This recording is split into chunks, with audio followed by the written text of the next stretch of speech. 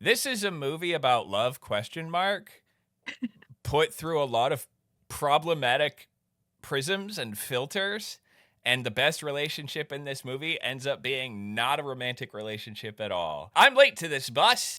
This is Love Actually from 2003. It is considered a Christmas classic. I told Ben we should do it. And then my sister said, you can't do this movie without a woman talking about it. You're not allowed. And I said, well, can you run it up the chain to the Council of High Women? And she did. And they granted her clemency to join us for this episode. So this is Trista. She is a music theater major who got her Bachelor of the Fine Arts from the prestigious Elon University in North Carolina. And look at me now. Look at her now. She actually does run a professional theater. This is the creative director of Center Stage Theater in Federal Way, Washington. Welcome aboard, Trista.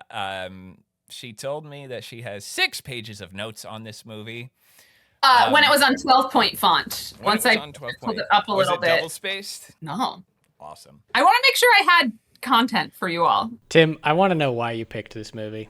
I picked this movie because it's considered a humongo Christmas classic for a lot of people, and I never saw hide or hair of it, never saw a bit of it, and I was like, this movie's 22 years old, so it might have fallen off the radar for some people, so I will give it a gander. This may end up being a contentious episode because I know we're supposed to do movies that are like under the radar. And maybe this is under the radar now. No, it's not.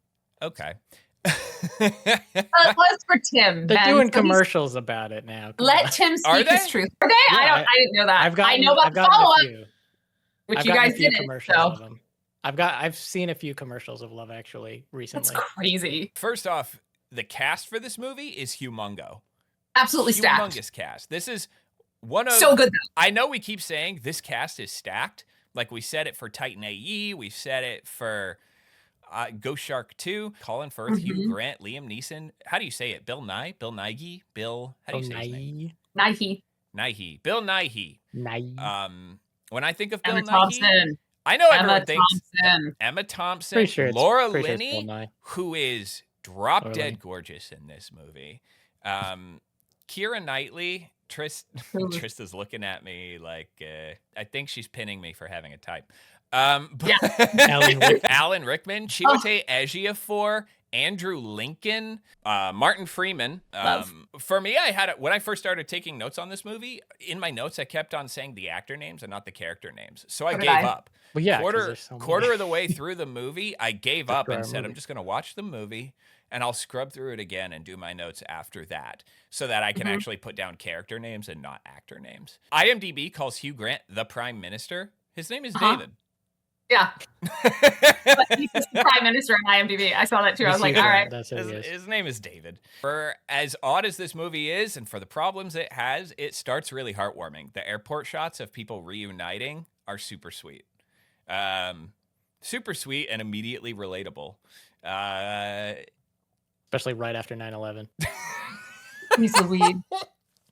Great start. I mean, that was why they did it. Killer That's why start. they did it. I know. Right. I have to keep reminding myself that this was just... They filmed it right after. We start with Bill Nighy playing a guy named Bill in a studio, covering Love Is All Around and shoving lyrics into it that don't work, like the syllables are wrong, and he hates it. But his manager, Joe, is just trying to make it all flow and make it work. At this point, we're 5 weeks out from Christmas. But he's at the point now where he's just doing like wishy-washy Christmas garbage, and he hates it. We also meet Jamie and his gal. Jamie is played by Colin Firth. His girlfriend isn't really in the movie for super long. He was kind of like childishly in love with her in a really endearing way. Like he'd leave the house and be like, have I told you I love you? And she's like, yes, now get out. And I was like, aw, that's cute. She's going to cheat on him not too far from now. With a brother, which is just with his so brother. Gross. Then we meet Daniel, which is Liam Neeson, calling someone on the phone named Karen. Got to throw out there real quick, watching Liam Neeson play a widow was a super bummer. Knowing that like 5 years later he would actually be one. But he pressed on and decided to film Clash of the Titans, which I won't call it a great movie. I will say it's probably one of the best trailers I've ever seen for a movie.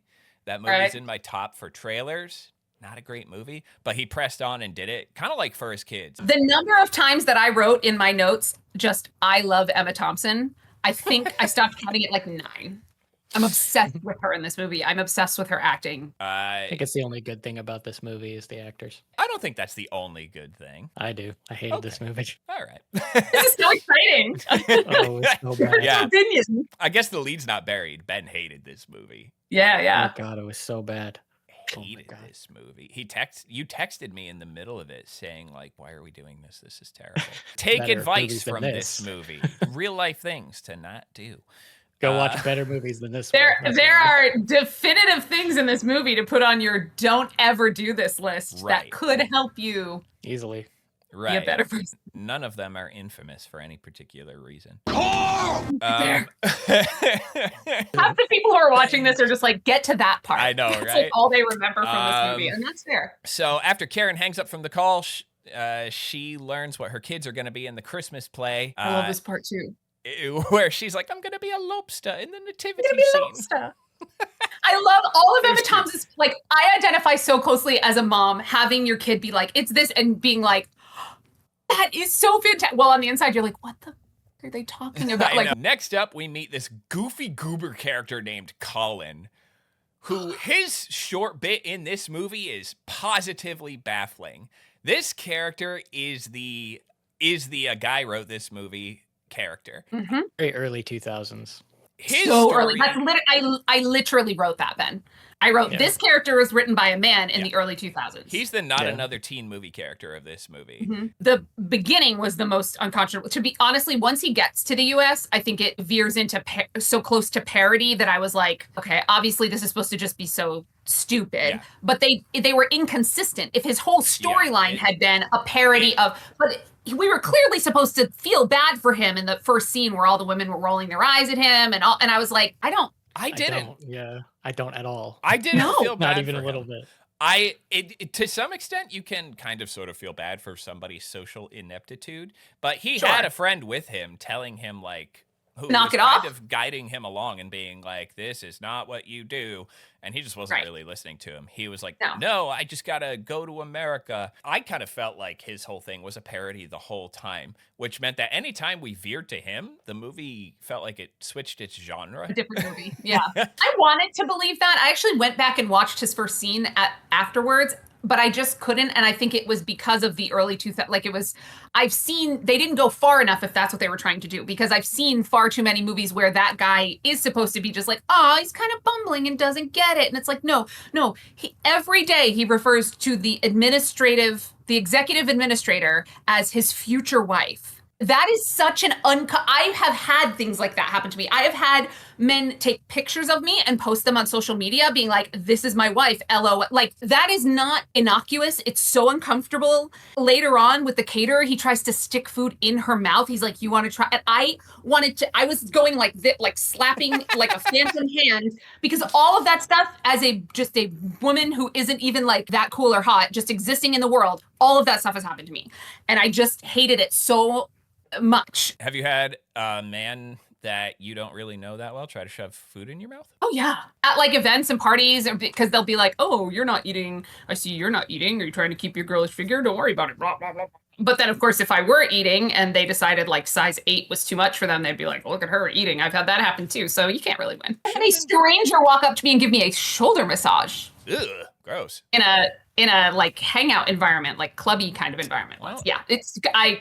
So this was too real, is what I'm saying. Is I was just like, no. Then we get John and Judy's intro, which is something else and might be one of the funniest out of context clips of the movie. But the movie doesn't give us context either.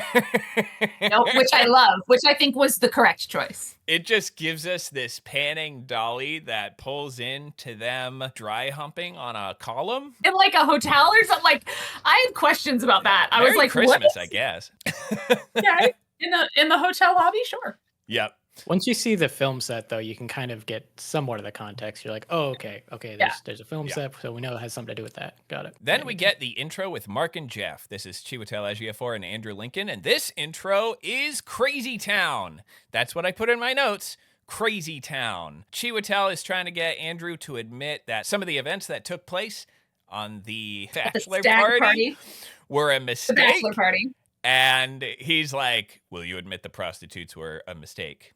I believe they're Brazilian. Will you admit that it would have been better if they were not men?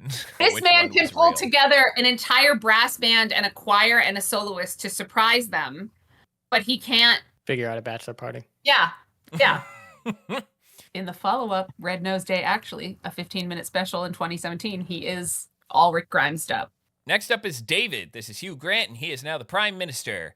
He goes about and meets his staff. He meets Terrence. David is immediately shown to be socially inept because he goes, hey, Terrence, I had an uncle named Terrence. He was a pervert. Did you guys see Heretic? No, with Hugh I Grant? haven't, but I heard he was great in it. No, I I haven't, recommend but it. yeah, I recommend it. Yeah, Very good. it's religious trauma-based horror.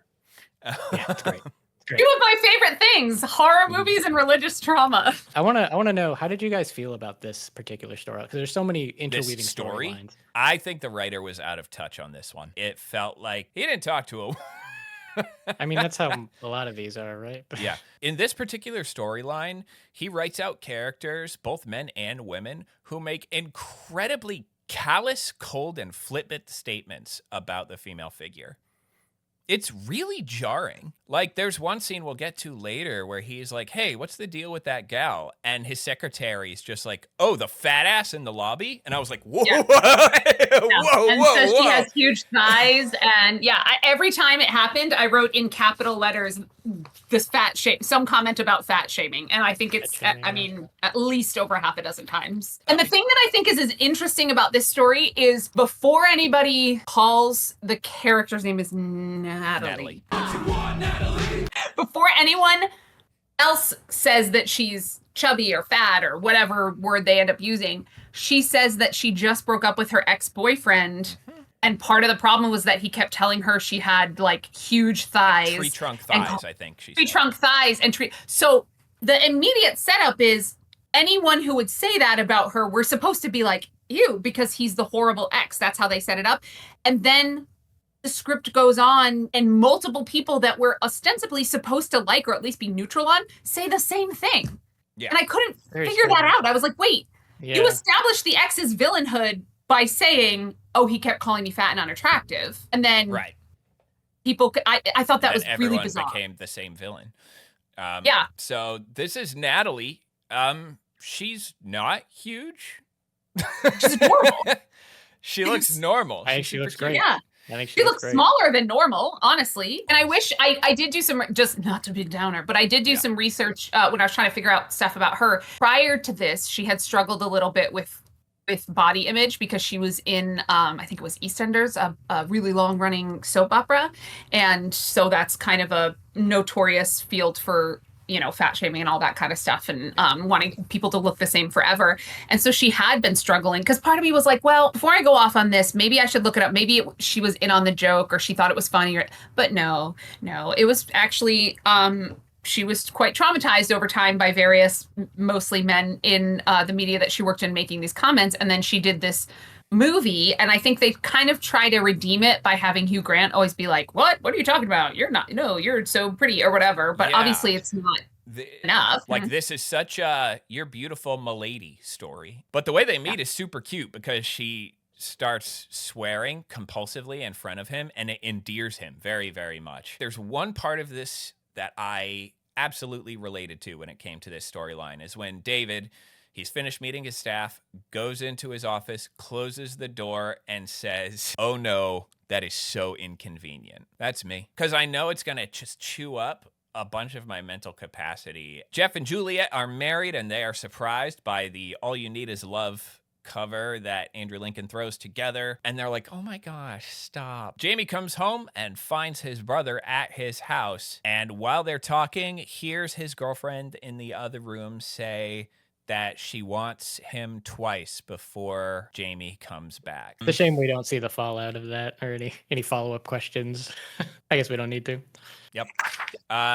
Colin meets Nancy at a wedding reception while serving food. While he serves her food, or at least tries to, he insults the quality of the food, and it turns out that Nancy is the caterer. Which, once again, I think we're supposed to feel bad that he stumbled into that, but we don't. I just got to go to America. I am Colin, god of sex. If I just go to America, I'll have all the sex. There will be no sex left. America will be sexless, but for me. Which the movie proves to us that that's true, apparently. Mm-hmm. Yeah. So isn't this also, going back a little bit, isn't this also one of the transitions where the scene right before this is Liam Neeson being really sad, and then I think it's his wife's funeral, and he starts playing the song, and then they transition the song into the wedding scene, and it's clearly supposed to be like this really clever, like, get it, like, here's the song from him losing his wife into this wedding that's happening, because Love Actually, they're all different kinds of love. Like, I remember it being a transition. I think you that's could just next. Or close is it? You could just see them thinking it was so. Yeah, it might be the next where Laura Linney is talking to Mark. Yeah. You could tell they thought it was really clever, but it was a little. It was like, okay. Do you mean like the cut itself? Yeah. Well, the cut was that the song stayed the same, and I think that's what they were trying to be like. Get it? This is so clever. I actually didn't notice the song was the same in that cut. I did. I did not. Then I guess it wasn't that on my nose. And he's like, I'm gonna do it. I'm gonna go to America and have all this sex. Next up, we meet John and Judy again. They are talking on a film set.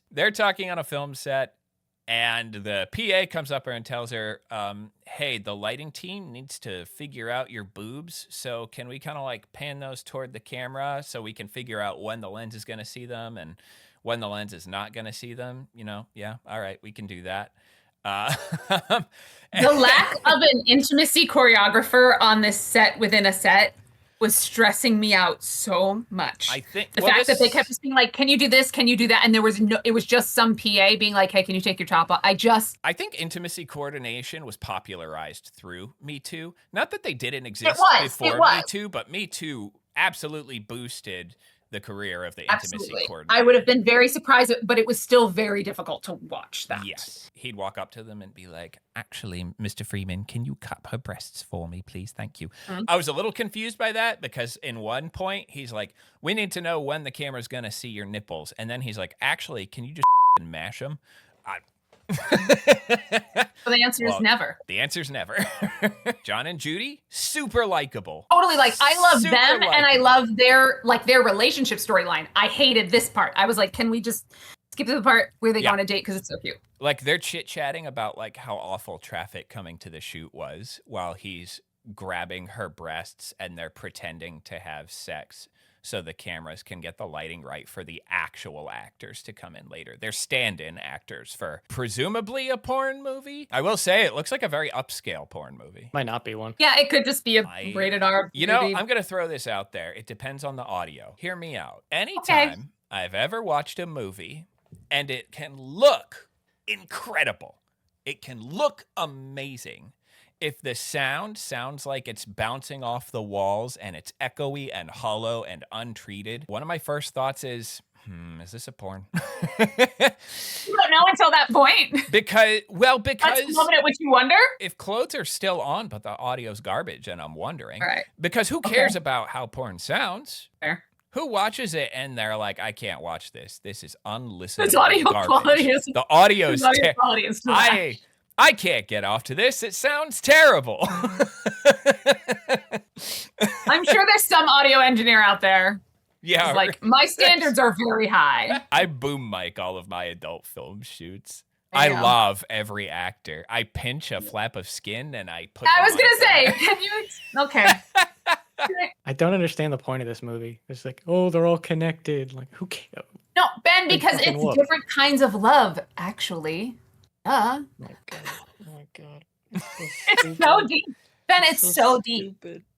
Oh yeah, right. It is deep. They're all so different. It's not just the one kind. They couldn't stick with one storyline because that would be too shallow. Because it'd be like, oh, well, this is what love is. But we all know that love is a many splendored thing. That love is actually. Mm-hmm. So we're with Liam Neeson now at the funeral for his wife. So Liam Neeson is at a funeral for his wife, Joanne, where Karen / Emma Thompson is. Movie. Oh my god. And while her End of life montage is playing. Apparently, her hate final this wish so was much. to play the Bay City Rollers in a slideshow. And while that slideshow is going, it cuts to the wedding. Okay. I think the cut itself is kind of a gut punch, personally. I do. It's sad. It's really sad. He's at a funeral mourning. He's becoming a widow. He's mourning his wife, and then it cuts to like a new marriage just starting. A marriage that lasts inevitably ends that way with one partner or the other. And putting that cut into a movie, it affected me in the moment. I didn't like That's fair. cry at my screen, but Yeah. I must be a cynical then, because I was like, really? well, your words. You're gonna stay with the same song? Okay. I didn't even notice it cut to the same song. Yeah, I didn't even notice it either. I was so fixated on the visual in that Good moment catch. that I That's fair. didn't catch it. Is this the part Last where episode. Laura Linney, what's her name? Is her character's name Yep. Sarah? She asks Who, Mark who if he cares? loves. Who the cares what their characters' names are? She, Laura Linney. I think it's Sarah.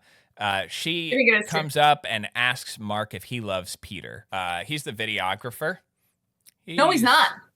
Yeah, I guess that's true. Well, he's the closest thing to one they Oh, got. you're right. You're right. I have He's a whole not- rant on this later. He's not, but he's filming anyway. Is and there a then different that's why she- videographer? Yeah, there Yes. is. There is. Oh, there- And she's like, "Oh, he didn't get like any shots of me or Uh-huh. something." And all the that's why colors, she comes his in color later. grading was terrible, and so all the color was off. So they had a videographer. So he's just filming. Right. My color grading was terrible too at my wedding. My fault. Next up, we meet Alan Rickman's character, Harry. We meet him because Colin is going through the office and goes up to his PA, Mia, and he calls her future wife. Never do this. There's a lot of do nots in this movie. This is pretty high up So there. many. Yeah, he goes up to Mia, who admittedly is very pretty in this movie. If you think someone's pretty, one of the surest ways to scare them away is to refer to them as future wife instead of their name. Do not do this. Don't do not say do that. this Don't ever. say that. Don't say shit like that. Uh, What's wrong with you? Note Trista shaking her head back and forth. Do not do this. We grew up in the church, and I'm thankful that I didn't have to be a woman in the church, but to have a bunch of strangers take pictures of you and say, check out my future wife, harrowing. God harrowing told stuff. me that you're going to be God my told wife. me, yeah. I'm sure you got that. Yeah. Yep. God told me we were supposed to get married. Check out my future wife. One time I went to a senior dance or something and found out later that with this guy, I ended up hiding from him for half the night because he wouldn't stop following me around, and found out later that when they got when his family got the photos, that they showed them to everyone in their family and referred to me as their son's future wife. He calls Sarah into his office to ask how long she has left the chief designer of their design firm, Carl. And Harry tells her to go for it. And she's like, oh my God, stop. Nobody brings up the fact that this is probably like a huge HR violation. Yeah. But I'm left to kind of assume that this seems like a pretty small design firm. So everybody's probably, everyone knows everyone. They're really close and they can tell when something's bothering another Right. person. Well, and he says, put us all out of our misery and just ask it because she's been in love with him since, 30 minutes after she met him. And so it seems like it's been one of those things where everyone in the office is like, oh my gosh, let's just either date or get it over with or whatever. Yeah. This is also the only scene where I liked Alan Rickman's character. Yeah. As an actor, he's brilliant in this movie, but I loved him in this scene, and it makes it sadder later when you can't keep liking him. He's delightful. Yeah, I agree. Rickman in this movie plays a character who seems unable to get out of his own head.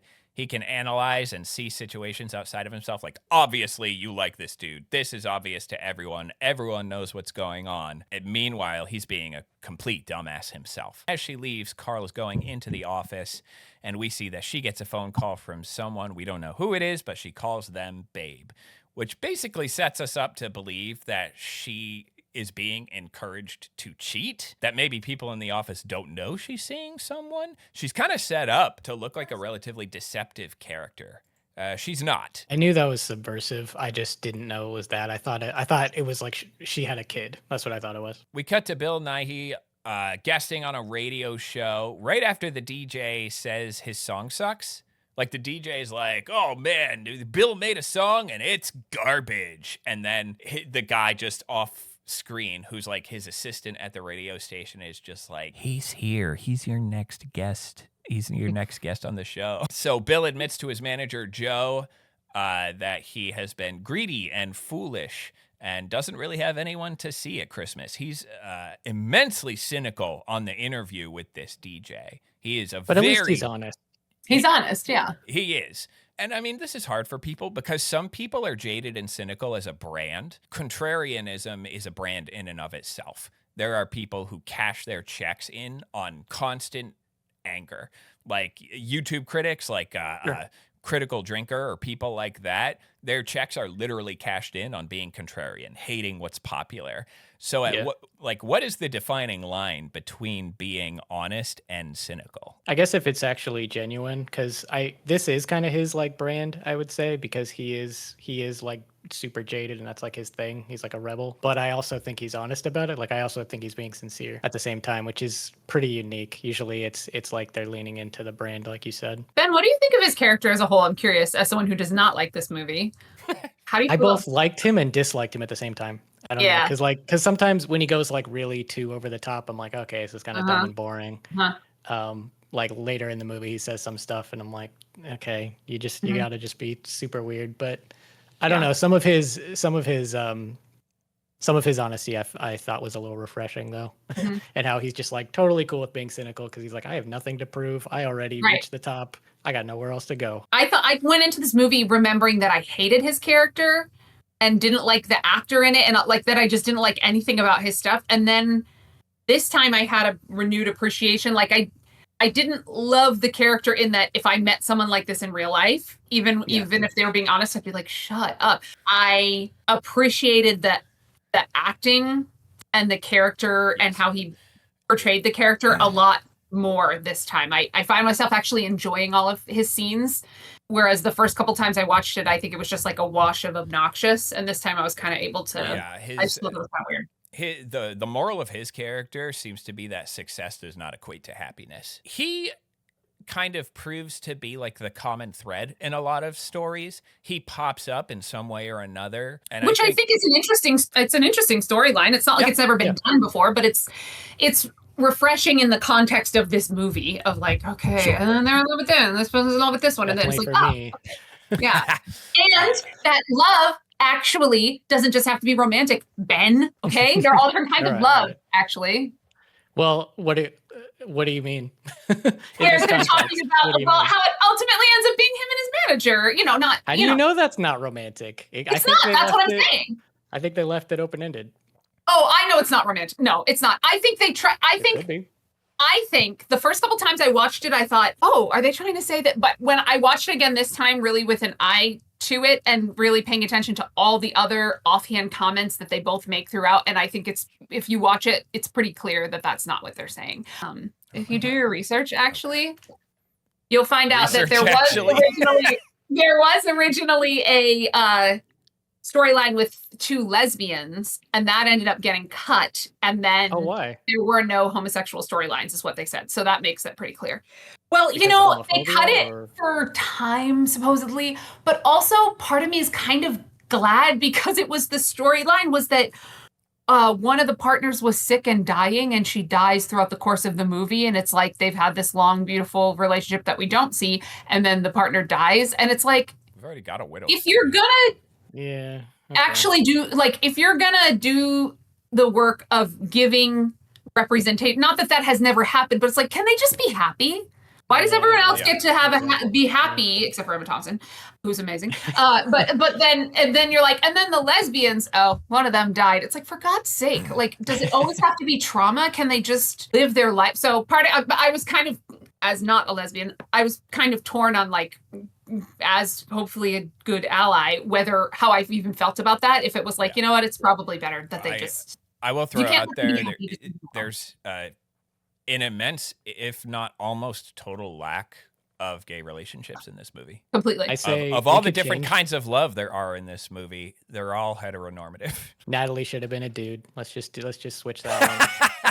The prime minister falling for like their dude secretary. I'm in. That would have been something. Yeah, I would have been way more interested.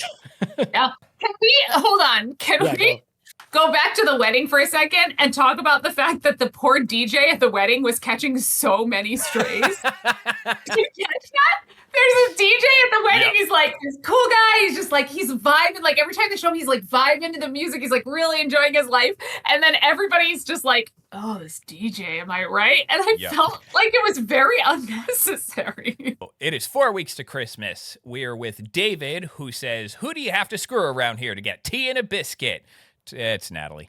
Cuts to Natalie. On the nose. Putting Way stuff too on on the the table. nose. Putting stuff on the table, and she's like, huh, what? Why is everyone looking at me? Even though she's, I believe, introduced to him at the beginning as like the tea cart girl, so it's not like he didn't know. Next, it cuts back to John and Judy at it again. Hang on. Is this not the scene where they use the phrase gay as a picnic basket? I'm pretty sure, because I wrote in quotes, gay as a picnic basket with 4 question marks. Humorous, campy slang phrase popularized by the Golden Girls. What? Really? So David is a fan of the Golden Girls, confirmed then. Okay, I guess so. Understandable. Class. That show is hilarious. One of the funniest shows to ever grace the airwaves. My top, in-studio sitcoms are basically All in the Family and the Golden Girls. Next, we cut to John and Judy. They're fake sexing while the light crew gets everything right again. And the PA asks her to do something that I did not understand. He says, can you lower your nipples? How? Can you? And what she does is she leans over. And the entire top half of her body leans over him. Maybe it's a British thing. Maybe they call tits nipples. I don't know. Just the whole thing. The whole thing. The whole thing is a nipple. The whole thing. Well, that's what I'm saying. Maybe. I don't know. I'm not British. I think he just meant... No, because in the earlier... If it is a tight shot, then he just wants her closer to his torso, right? Well, in the earlier scene, he says, can you massage her breasts as a piece of direction for the camera crew?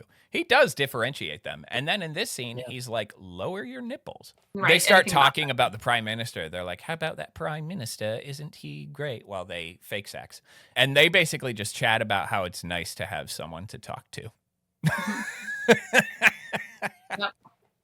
So funny. Ha ha ha. I'm laughing so much. It is funny. I actually found this scene very humorous. Ben hates innocent love on a porn set. That's what I'm learning. It's just so stupid. It's I don't know. It feels cheap. You know what I mean? I get it. It's just not as clever as I think it is. That's what I'm saying. Okay, socially introverted actors, which are dime a dozen, socially introverted actors falling for each other and dancing around liking each other while they have to pretend to have sex on an adult film set is not an idea I've seen in any other movie. I don't know how on the it doesn't make it good for anything.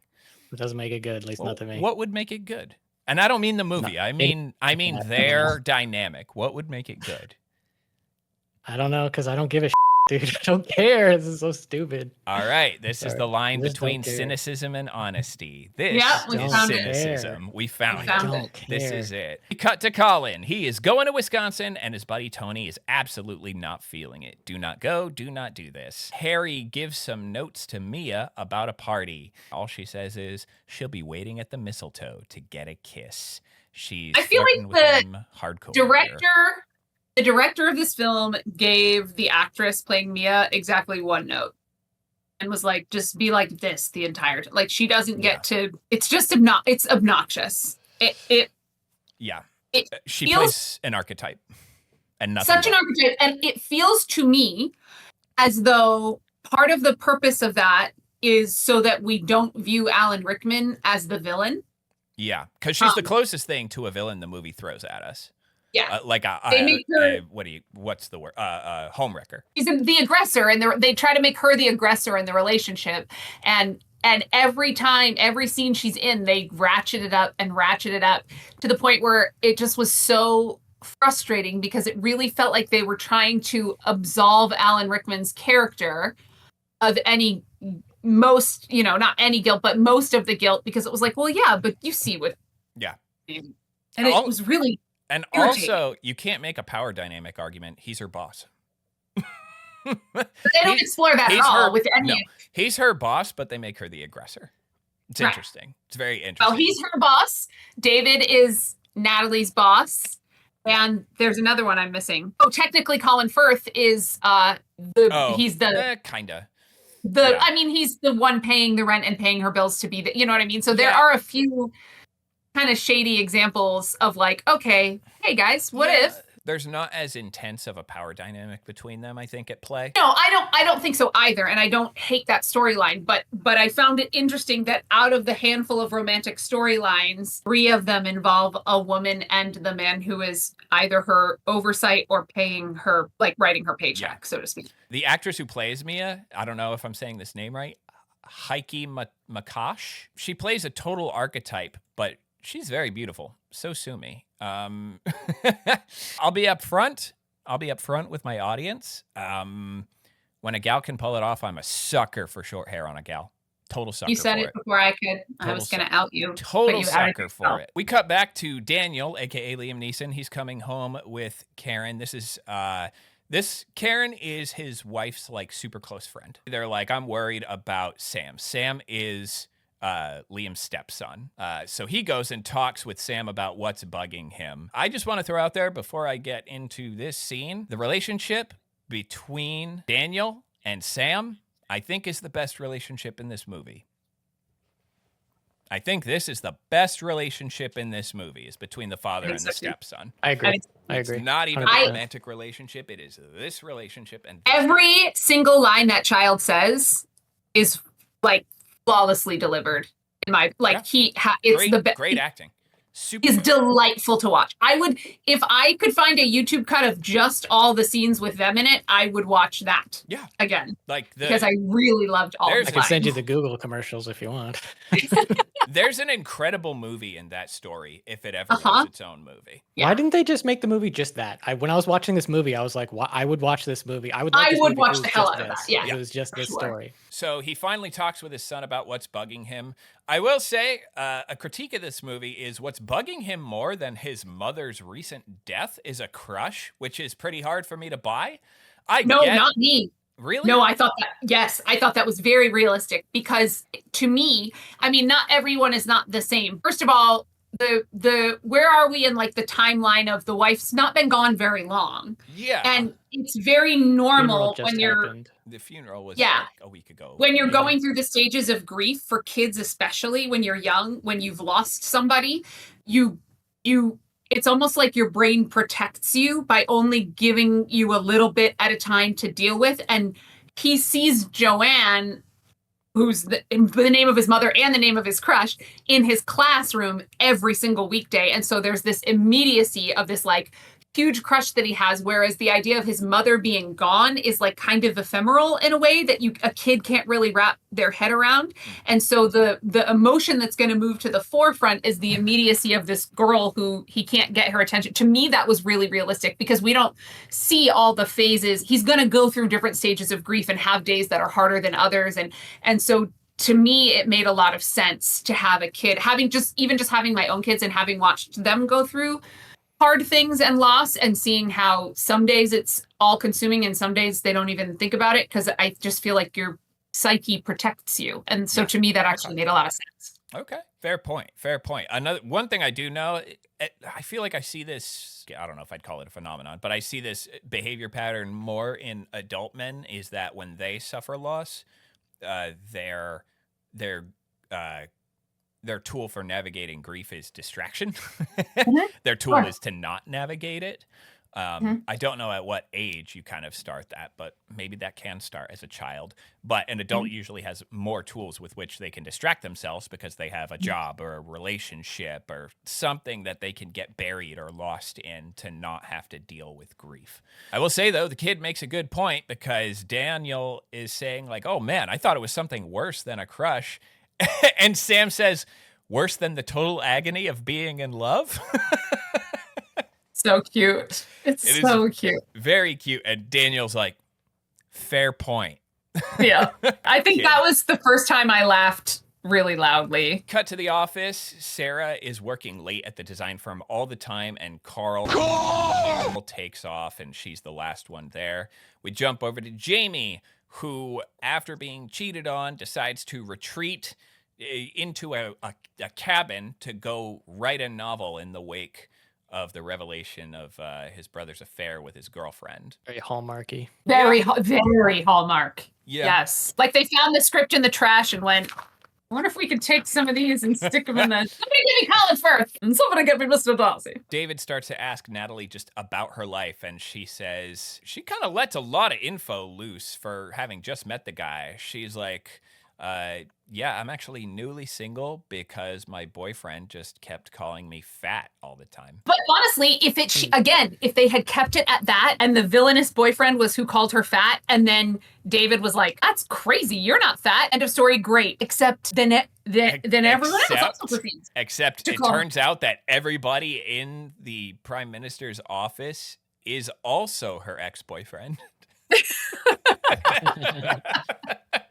Except for the one woman, I just called her Mrs. Hudson in my notes. It's not her name, but she was the one standing next to Natalie when Natalie was introduced to the Prime Minister. And I don't know that we even see her again. She's like just the like little like housekeeper lady, and she just leans over and like pats her on the shoulder, and she's like, "It's okay." And she's always, when she's in the background, she's always like very sweet and kind. She's the only one. Daniel asks Sam about his crush, and he's like, "She's the coolest ghoul." Coolest ghoul. The coolest ghoul in school. Daniel She's asks, the coolest ghoul in school. Sounds like a Disney special. I was just gonna say, it sounds like a Disney Channel movie. I fell for the coolest ghoul in school, and then like some Jonas Brothers song starts playing, and it's this Halloween on the Disney Channel, and then our friend Tiffany would watch the out of that and be like, it wasn't very good, but I watched it 41 times. Shout out to Tiff. Daniel asks Sam about the crush, and it's the coolest girl in school, and he's like, well, you're out of luck, dude. Sorry. But it's very poke in the ribs. Their relationship is super sweet because they clearly love each other to the point where they poke each other in the ribs, but they know what each other actually means. Like they know what the actual intent of their words are, and the intent of what they're saying is actually really sweet. We go back to Bill Nighy, who does a TV interview and wastes no time in absolutely botching that one as well. Blammo, 3 weeks to Christmas. Mark is on the phone with Peter while at an art gallery and sends the call over to Juliet, which is Keira Knightley's character. They're basically like, hey, the video we got is garbage. Can we have your raw footage? Which is what every videographer wants to hear. I didn't think they had another videographer at the wedding. It's that it did. I thought it was all him, but the only footage he gave them was footage that was bad. You're the only one that missed that. PSA, when you hire a videographer for the wedding, they make a reel, they put together photos, raw footage costs extra. That's the way it is. Condolences. Write it into the contract, but if you don't write it into the contract, it's extra. Next up, we have Harry once again overtly being hit on by Mia. She's like spreading her legs at her desk in front of him. Hey, I yelled ew out loud. And the only reason, and I didn't even realize I did it, the reason I knew it was because I was hiding behind a curtain in a small part of the rehearsal hall during a show, and my friend Brad, who was acting in the show, was out doing a costume change and just didn't know anyone was there, and all of a sudden just heard ew, and he was like, what the hell was that? Because I jump scared him. Did anyone else notice? I've noticed it twice now. Laura Linney has a picture of her brother on her desk. Yes. I just now noticed that. Yes.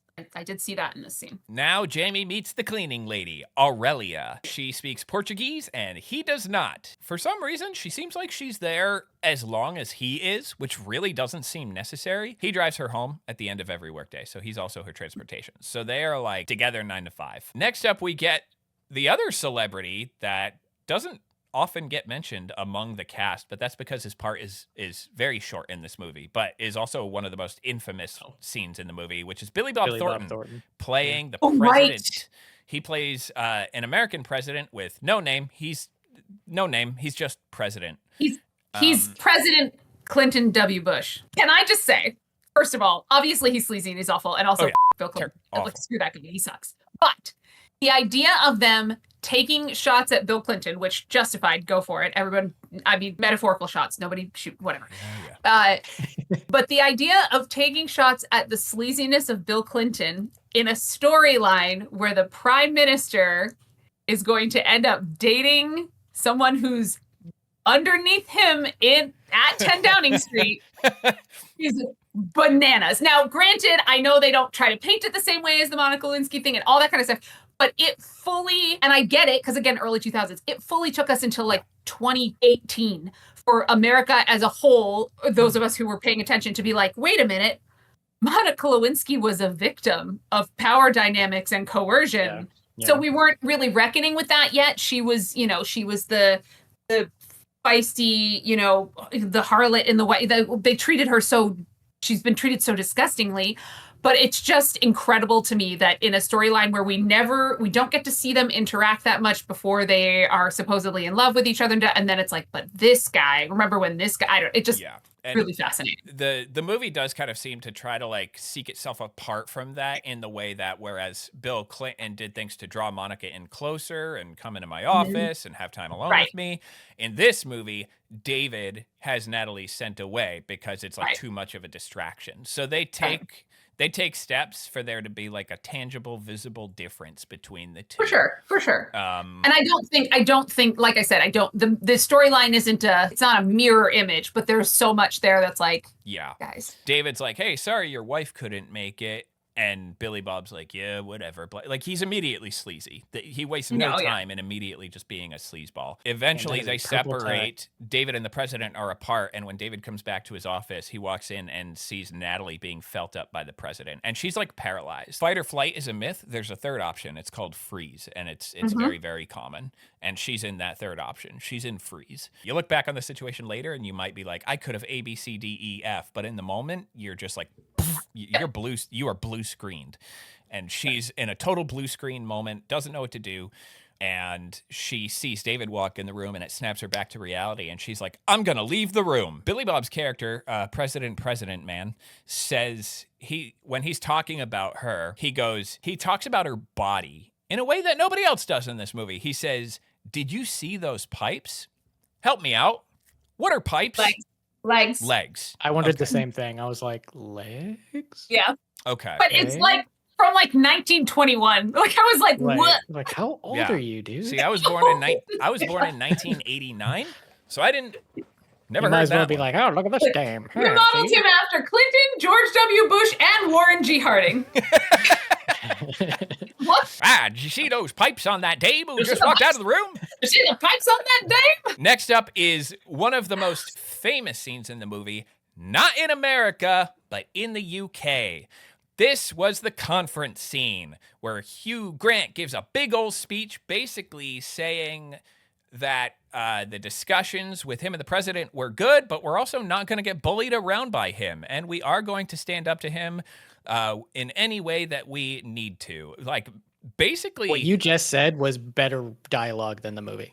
Yeah, I really want to hear Ben's thoughts, because as soon as we got to this scene, he started going, the dialogue. So I would love to hear, because I have approximately one typewritten page on just this scene, but I would like to hear it. I would love to watch this scene with Aaron Sorkin and just watch him cry, because good God, oh my God. Yeah. Like they get out there, they're like, how has the meeting been? I think it's been great. What do you think? I think it's been bad. This visit has not been good. It's been a bad visit. And then everybody flips out. And I'm like, what the, like they couldn't think of any other, oh my God, this is so bad. Look at his tie. It has his tie is been bad. bright purple. Sorry, what? What's bright purple? His tie, Billy Bob Thornton, is very tie purple. is bright purple. It's hilarious. Well, because Americans are obnoxious and have no class. This scene is very famous in the UK because to them it was like the equivalent. It was like a patriotic. You're clearly supposed to feel like this swell of patriotic pride, or this like feeling there. The UK and the Prime Minister are clearly painted as the underdog going into this thing where it's like, and America's gonna push us around. And it's so fascinating because he's in the scene with when it's just the two of them earlier, and the president is basically like, well, I have goals and I have policy goals and I'm going to do whatever I can to pursue them. And the way it's delivered and the way it's framed is clearly supposed to be incredibly villainous. And it's like, I'm not saying his policy goals are pure of heart and all, but the idea that you would be like, can you believe these two men got together for a diplomatic talk and one of them wants to achieve his aims for his own country? That is so evil.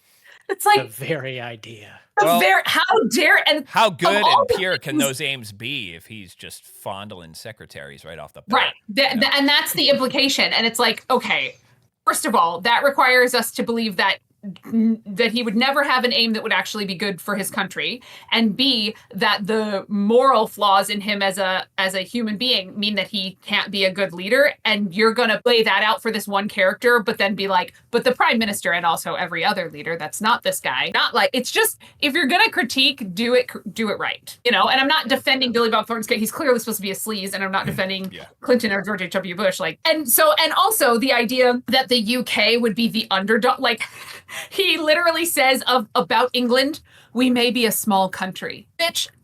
No, you're not. Many colonized peoples would like a word with your so sad, woe is me, America's bullying us and pushing us around. We're England. We're just a little country, and everyone says we can't do much, but we can stand up for ourselves. As if they're not a global superpower. Shut off. Are you kidding me? It was so... And the swelling music, and we're a small country, but we are going to blah, blah. It's like, shut up. Shut up. There are countries you gave India their independence in like 1950. My friends are going to kill me. It's like 1949 or 1950. It's 5 minutes ago that you were like, oh gosh, you should have this back. And there are still countries like, don't even with this whole thing. It made me so. You still have a ton of stolen art. Yeah, the British Museum, like, please. There are things that countries have been begging to have back because and you're just like, no, thank you. No, I think we won't do that. But you're like, we're a small, and we're not going to let President Billy Bob Clinton Bush push us around. Okay. Billy Bob Clinton Bush. And again, this is not an either or. It's not like, and therefore America, like, like, you know, oh, say, can you see, or whatever. But please. And all the books I read practically are set in Britain. I'm not like but come on. I could literally talk about just this part and like the socio-political implications and like the world building and shifting and magical thinking for approximately 7 hours. So we can just move on because I would never stop. Do you think this scene resonated with UK viewers in any modicum of a manner that's genuinely positive? Oh, yes. I'm sure there were lots of people who were like, yes, we are, you know, because there is genuinely a feeling, especially in a lot of European countries, especially ones who have been superpowers, of this resentment of America historically shows up to wars at the last minute. And we're like, hey guys, heard you're almost being obliterated. We're just going to step in and save you. And then we get the glory and we get the, you know, the fallout, like the good positive fallout. And America is like, they think of us as very young and brash and dumb comparatively, which I understand. We're talking empires and countries that go back thousands of years versus our mere, 250 experimental, whatever. And so I think there's definitely a streak of, it's the same as in Colin's storyline with it's the Americans are crass and cheap and young and dumb as a country, and they just want to throw their weight around and get what they want. But here in the UK, we have experience and panache and class. The Beatles. Yes. Yeah. And Harry Potter. And that's right. And we have Harry Potter. So I guess that's a plus, but also. So yeah I just seriously. I feel like that is definitely a streak. And I'm not saying it's all of the UK, but like in the same way that there are people here that genuinely think the United States is the greatest country that's ever existed in the history of the world, bar none. So I think that you're going to find that. I think it was probably quite a rousing speech for a lot of people. It probably felt to them like the Bill Paxton's Independence Day speech. Oh yeah, maybe yeah. There could be a decent. I think it was kind of a similar, and that speech slaps. Fun fact: the NPR news team reads that speech instead of the Declaration of Independence out loud every year on the 4th of July, and I listen to it for a year. It absolutely is. So next up is a quick scene where it's not super important, but it establishes the fact Harry's wife, why am I blanking on her name? Karen? I think it's Karen. Listens to Joni Mitchell and credits Joni Mitchell with warming her cold heart. Next up is David in a hotel by himself dancing I don't remember what song he's dancing to. It does the thing where he puts the music on and it slowly fades into the editor just putting the track on the timeline. Then he This is also a really famous so he scene. dances out of the room to where he really shouldn't be able to hear the music that well anymore, but he dances like he can. We can because the editor just put an MP3 file on the timeline. But then when he turns and sees the PA, I actually laughed at this part. I like Hugh Grant's just snap out of it back to back to like just seeing he was caught. I thought was very funny. Now it's It 2 could be weeks. funnier if he wasn't ashamed, like if he just kind of went with it and just kept dancing and was like, "Come on, dance with me." Yeah. Yeah. That would have been delightful as well. 2 Missed weeks to opportunity. Christmas. Remake. Yeah, yeah. This movie needs a remake of all the movies. This should be remade. There are times where I think certain movies would be better in a different medium. Hateful Eight. So Hateful Eight should be a noir No. or a rom-com. The Hateful Eight should have been a stage play, It was. is what I think. Was it? Yeah, gonna he say- wrote it as a play, and they performed it as a play in certain places, but it was like super. Like, hard to It get felt in. very I stage didn't hear that. play-ish. Yeah. It was the- written that way, and then it was converted into a film. The Woman in Black, I think originally that was a book and then a screenplay and then a movie with Daniel Radcliffe. But It's from a what I hear and what I play, and read, it is- everyone who sees it says the stage play is the best iteration of it. So good. Fences, Ma Rainey's Black Bottom. Well, If everything. this- Well, If this was ever remade, I think there's the structure for a stage play in there. could I cut out? Hold, please. My groceries are here. Sorry. Yeah, do that. You're fine. Hold on Yeah, a second. I I'm know. getting a call Yeah. anyway. Oh my God, Well, this is so shameless. Yeah, but I can't come out. Oh, me too. Oh, okay. We have another moment of fat shaming before this, where Really? he asks her if she wants to finish or eat another Oh. biscuit, and Yeah. she says no. He doesn't know what she's saying.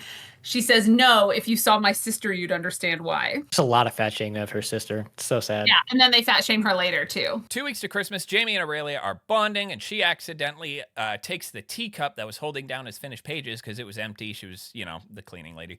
And they all go flying into the lake that he's writing nearby. It is apparently about half of the book, but he's not torn up about it. He's like, oh no, it's all rubbish. Don't bother. And she takes off her clothes down to her underwear to jump into the lake to get all the pages that went flying. All the while, Because of he course. sees this, and boy, the camera really lingers on her, and he is all like, "Whoa, oh gosh!" Like he's acting like she's naked. They kind of treat her like Space Jam treats Lola Bunny. I only saw Took the Tim a movie second to once get when I that was one. young. It was not really a part of my childhood. It's Well, such just a a guy. funny reference. That's you know what? I- I only saw it once, so I'm gonna say you would know better than me, and I'm so sorry for that. Fine. I do know Lola Bunny was very foundational for a lot of young men figuring out things about themselves, and They to those really I thought men, you were gonna- over-sexualize to those her. men, I offer my condolences. I do like the afterwards when once she jumps in and he jumps in and all the things that she's saying and that he's saying, it's very cute that they're saying the same thing and that she's saying like, I hope this isn't And they trash. don't even know it though. Like they Right, don't which know is- they're having an actual conversation. Which is cute. However, I wrote for fuck's sake. I'm doing a reading. For fuck's sake, the male gaze and the camera lingering on her undressing is so. Lord, give me strength. I get that they try to make it funny afterwards, but before that, good Lord, I cannot. Fuck the male gaze and fuck Hollywood. Honestly, the porn stand-in scene is less objectifying to women. It's just the way, even like the way the camera it just moves up and it's so. And he's like, she'll think I'm crazy if I don't strip down and jump in too, which is a wild take to get out of this. That's not fight, flight, or freeze. That's a fourth step that doesn't have a name. Does he take his shirt off? I don't even know because I was He so. falls in while trying to He take his takes shirt his. off. Okay. Yeah, he takes his. It sweater covers off. his vision. And Yeah, I was gonna say, doesn't he take his sweater off and then go in fully clothed? And like, Yeah, of he course falls he in with does. all of his Of clothes course he on. falls in because it's goofy and funny. Yeah.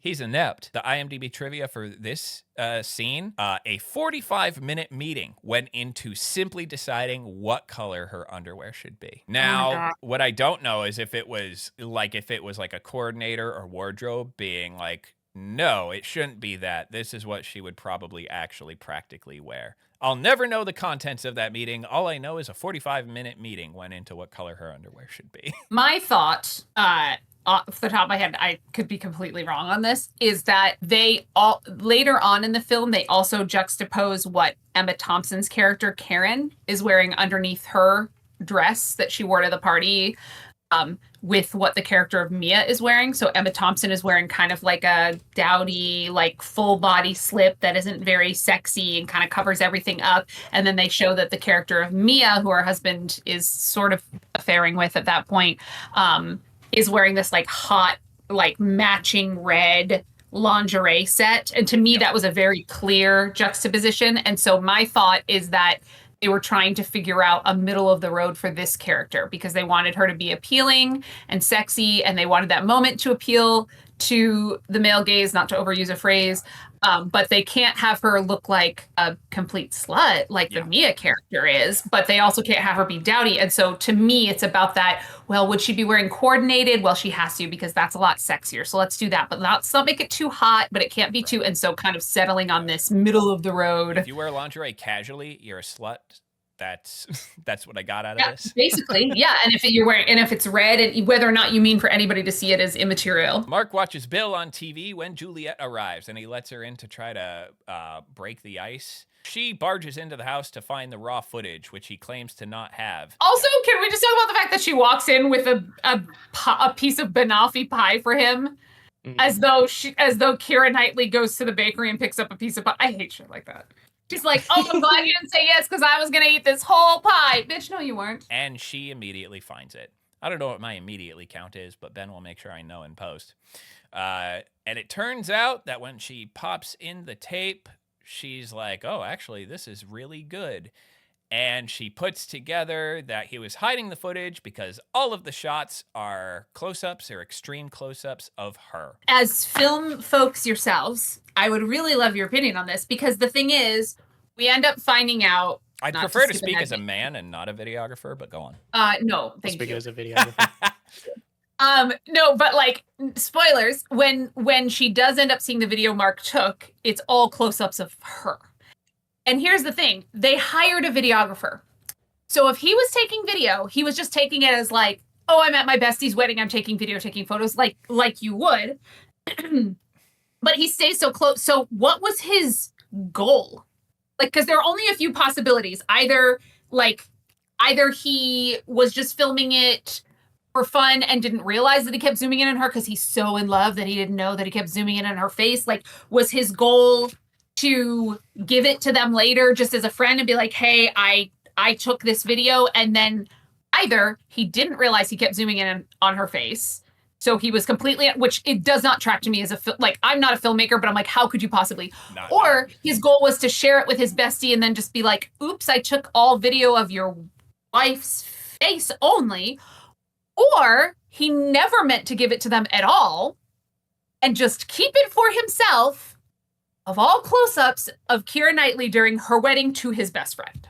I think you answered your own question. You think it was the last one? You think he was just going to... Yeah. Because if you got a camera at a wedding, you've got to expect people to be like, can I get that?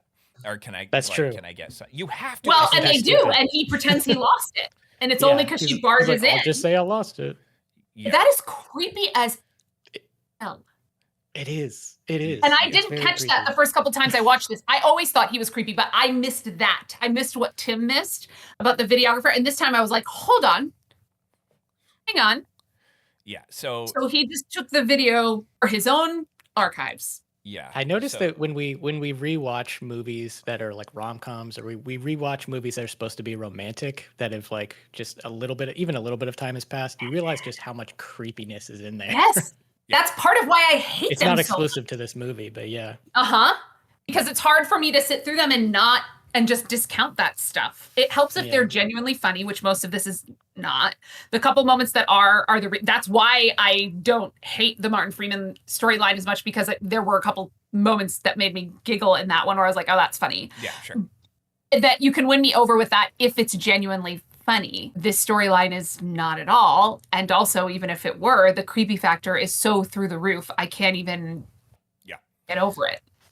Imagine if Andrew Lincoln did not look like that. Like, what if he what if he was like really creepy looking? Like a child? See, I don't find him attractive at all, so that probably didn't help. Or what if like him and Colin switched spots? Ooh, gosh, yeah, even more. Yeah, there it is. What if he had the big old Rick Grimes beard? I know what he does, and he does in the mini sequel. That Anyway, might be better, Boy. actually. no, it's not. It's me when I say, So- but it's just the whole thing is just. I didn't understand this when he says it's a self-preservation thing you see. What does he mean by that? I think he's saying like I'm trying to keep my distance from you so I can be a good friend to my best friend. I think that's what he's saying. He leaves very awkwardly, like debating back and forth outside, turning around, turning back around, and decides to just not go back there. Just leave her be. She can lock up when she goes. David pulls in a different secretary and asks for Natalie to be moved to a separate department. Oh, this is Annie, his assistant, who calls her, says that she's fat and that her thighs are huge. Yeah. And he's like, is that how we're talking about her? And she's like, yeah, she's humongous. And then to know that this actress herself struggled with body image, and then after this went on to gain a bunch of weight and really struggle with it. And it was one of those, like, she was in the tabloids and everyone was always talking about her body. It just, it's really upsetting. Back to the best relationship in this movie. Daniel's with Sam, and his crush is from America. She's going back to America soon. So in order to mend their woes, Daniel's like, let's watch Titanic. I'll admit, I've actually never seen Titanic to this day, so sue me. Really? It's true. Wow, that's surprising. That's surprising, yeah. Mm-hmm. You're not missing too much. It's okay. Yeah. Yeah, I'm not. It's more like as a filmmaker yourself. I'm like surprised as like a film I'm nerd a that little you haven't surprised seen it. too. Not like, oh my gosh, I watch that every weekend. In an effort to kind of quell some of Sam's feelings, Daniel says, there's not just one person for each of us. To which Sam immediately fires back, there was for you. And so he's like, what was her name? And the crush's name is Joanna, the same name as his recently departed mom. It's very sweet. Cut into David being brought some tea by his new personal assistant, and it clearly is getting under his skin that Natalie is now absent in the office. Jamie and Aurelia part ways for the last time, and she goes in for the kiss. And this gets into his head so much, he crashes his car. Back to Bill Nighy on TV with a bunch of really unenthused looking models who clearly seem to know they're just there to be eye candy. Like, they don't care. They're there for like a paycheck. Yeah, I commented on them too.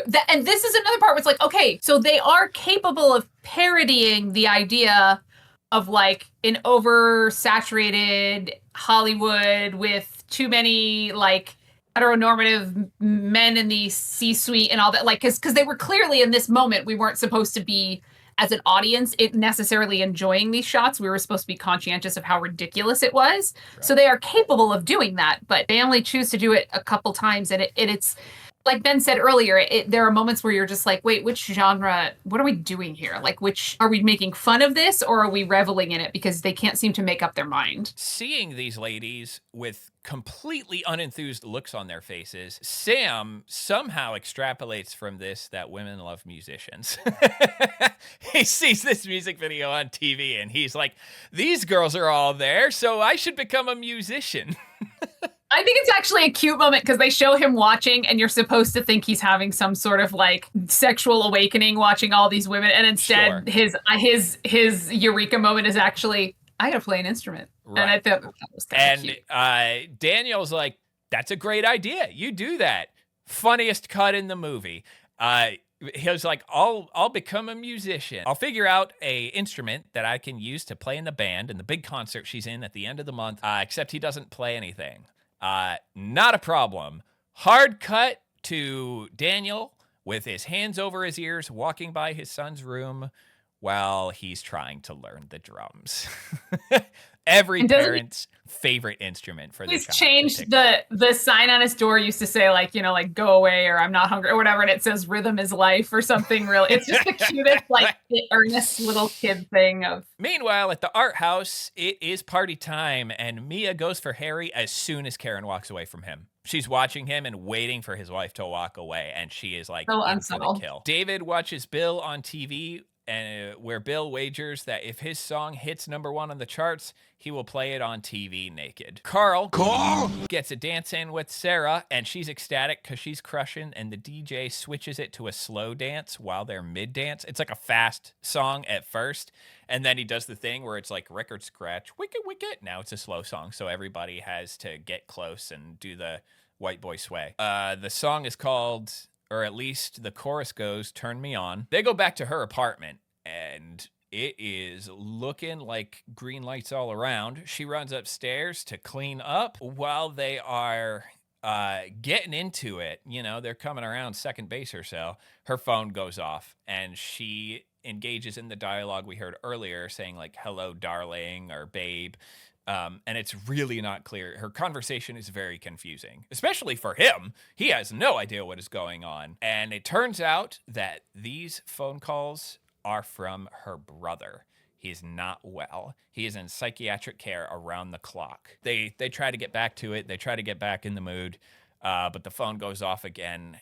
And she's like, I'm sorry, I need to go in and I need to go see my brother. I need to hear from both of you what you think of this storyline. It's the one that my opinion on it has changed so many times between when I first saw this movie and now, and also whenever it just pops into my head randomly. I'm rooting for her more than almost anyone else in terms of the couples in this movie. She's dealing with the situation with her brother, essentially, probably for the rest of his or her life. Knowing that this is what she had to deal with, I was like, oh, I want her to win. Yeah, get laid. She has just been dealt kind of a hand. It's not a hand she would trade for anything in the world because she loves her brother. The writers dealt this character a hard life. I wonder if the lack of the camera lingering on like any nudity on her part was a story choice as much as it was her pull as an actress, because she was pretty well known as well when this happened. And a lot of times it can come down to the actors themselves and the power they have contractually to be like, here's how it's going to go, versus an artist. It could be an artistic choice as well, but why give Laura Linney another mentally unwell brother? The Bechdel test. She's only allowed to have a mentally unwell brother and end up with Frasier on a plane. Perfect. I recalled being irritated with the character of Carl and feeling like he was a jerk about it. And I really had that in my head. I don't know, maybe it was like young, newly feminist angry me or something. I'm not sure, because I really had in my head that Carl was like kind of villainous in that like he didn't let her. And so then when I was watching it again this time, I was like, okay, I'm going to watch really carefully because I don't know why I had that in my head. And it isn't really written like that. I don't know. It was weird. That was what I'd had in my head from all before, was that the first time the phone call happens, that he doesn't even let her explain. And that he just, when she picks up the phone that first time, that he's like, well, screw you. And then he leaves. And that is totally, and I don't know why I had that in my head. So that's part of why I want to hear your opinions. Cause I was like, nope, he's still down a clown. Yeah, absolutely. And he even says like life happens, yada da da da. And he but then when it happens again, he's like, please. And you can tell that he's really into her as well. And so this time around watching it, I was like, oh, of course, yeah, of course. And he would be hurt and it would be difficult. And how many times can you pause and then be like, okay. And then also, if you're considering getting in a relationship with somebody and they can't even, get through this first ostensibly very excitement and lust-driven hookup, you know what I mean? Then what does that mean long term? It was just really interesting because I really had him in my head as like not a good guy, and I kind of feel bad. Too bad it doesn't work out for him though. And totally does, yeah. But it is addressed in the sequel, which we'll get to later. Karen tells Harry that Mia is very pretty and to be careful with her. Then we get a random insert of Mia just taking her clothes off. Well, that's the moment I was talking about before, because she says it and she's in the kind of motherly dowdy lingerie, and then they cut, and it was like, I literally wrote, we get it, guys. I guess it got under my skin a little bit because I know folks wear lingerie casually all the time, so it didn't really mean anything to me. It was just to communicate to me, like, watch out for this slut. Like, that's... Well, and also, if Alan Rickman had gone home with her instead, it would have been an exciting racy, instead of his wife. Like she was ready for him to get hot and heavy. Yeah, and Emma Thompson's over here just like not even having sex with him. Yeah. Ugh. Then we cut to another scene which just enforces how sad I feel for Sarah. We see her visiting her brother, and he believes the nurses want to kill him, and she's like, no, the nurses don't want to kill you. And then there's this really thick moment of silence that's broken by him, like, trying to take a swing at her. And she is so used to this. This has happened so much that without a blink, she just catches it. She catches his arm with both of her hands. I said, that's what I do with my daughter every day, so it's all good. Yeah. Yeah. That's a little different. Again? She's always trying to kick me and stuff. Again, there's another good movie buried in this movie. Next day, Mia asks Harry for a Christmas gift. Harry meets Karen to go shopping together, goes off on her own. She's like, see you in 10 minutes. And he goes to buy Mia a pendant where we meet. He finds the gift he wants for her in less than 1 minute. That is the most unrealistic. Well, he's got to work fast. It's got to work fast, you know. I know he does, but the most unrealistic part of this movie is a cisgender heterosexual middle-aged man going, I need to buy the perfect gift for a woman, found it. He's got 10 minutes to find the gift, according to Karen, but she comes back in like 3. At this point, we meet Rowan Atkinson's character, who I believe originally was conceived to actually be an angel. And you can kind of see the influence in that because of the couple of times he shows up in this movie, almost does feel like a form of divine intervention. It's very clear in the last scene that he's in the film that he's some sort of Deus Ex Machina, some sort of, you know. So he buys me a pendant at a jewelry shop. The wrapping process in and of itself is supposed to be some kind of experience. And he's like, I'm going to coat the pendant in sage and put it in a box. And I'm going to put that box inside of another box. And I'm going to mail that box to myself. And when it arrives, I'll smash it with a hammer. Karen comes back and almost catches him. Harry just abandons the purchasing process. And Rowan Atkinson's like, okay. Cut to Colin. He doubles down on going to America. And Tony still disapproves. And we are back to John and Judy. This is the scene where he asks her out, right? Yep. This is the scene where he asks her out. They're basically doing like fake head. His little yay when she says yes. Yeah. Is very cute. Normally, I don't really talk to people like this. This has actually been a lovely experience. I normally just am not like this. Ben's dead. Bye, Ben. There's a fine line between stupid humor that makes me laugh and say that's so stupid, and humor that just makes me go, that's so stupid. Yeah. And this one managed to just fall on the right side of the line. We get a little more drum practice. Then we have Harry come home, and she finds the pendant in Harry's jacket. Turns out he did at some point buy it. Next up, we see Jamie practicing to speak with Aurelia. He is in like a language class where everybody's listening to like classes on their headphones, and he's trying to figure out how to communicate. They're like Walkmen or whatever. Yeah. Cut back to Harry and Karen with their kids. They have, you know, the tradition where they each open a gift early. They pick it at random, and she finds the box under the tree that looks like it's the right size for the pendant. Tony and Colin are at the airport, and he said something about how like America's gonna break your back, and Colin goes, yeah, back broken from too much sex. Jesus, take the wheel. At this point, every time that character's arc came on the screen, I like zoned out. So his first choice for a place to go is Milwaukee. Interesting choice. I guess Milwaukee is viewed as kind of like exotic if you're not from here. It's like off the beaten path. I think it's supposed to be the joke. Is like, Yeah, it's the joke. So funny. He goes to America and says to his friend that he's leaving with nothing but a bag full of condoms. I think there's another buried movie in this movie about the day the TSA had screening him. Right? Yeah. I mean, they've seen everything, but I'm sure they were like, this bitch over here. If I was in the TSA and someone had a bag of nothing but condoms, not just going to a different part of the UK, they're leaving the country. They could be a sound engineer who specializes in mics. Or a human trafficker. Okay, well, I was trying to go a little lighter. Or a drug dealer who needs all the condoms to put coke in. Because he seems to be really quick with that explanation. He shows up in Milwaukee, goes into a bar, and his English accent attracts not one, not two, 4 women. 4 women into an off-screen orgy. The last to join them is Harriet. They're like, oh, you'd really like Harriet. She's a Christian. She's the hot one, right? Isn't she the one that they say? She's like the hot Christian one, which I guess makes us supposed to assume that we're gonna believe like he's gonna. It felt gross that felt gross to me because it felt like when they said she's a Christian, what they meant is she's a virgin. It had that layer of ick to it of being like, oh, you'll like her. She's untouched. That's what it felt like to me when they said that. It had a really thick layer of ick to it. I did not appreciate. You see like their silhouette in the shades of them just like taking clothes off and I'm assuming flopping onto a mattress to just have literally just jumping. That was the one part that I was literally zoning out, taking notes, and looked up and went, oh God, and then just went, yeah. One of them's January Jones from Mad Men. Indeed, yes. And This whole scene Oh, is done to the song "Wherever You Will Go" by The Calling. Way up high or down low, I'll go wherever you will go. What a choice. Unbelievable song choice for this scene. It's so bananas. Unbelievable song choice. I do think I laughed out loud at that part, but I don't know that I was supposed to.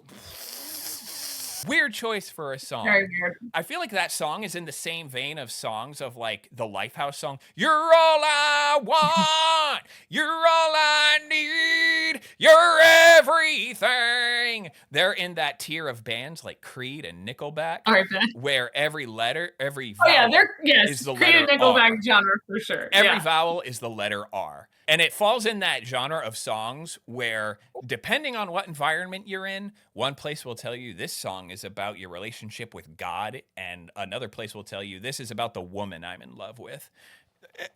Like everything. Youth group approved songs.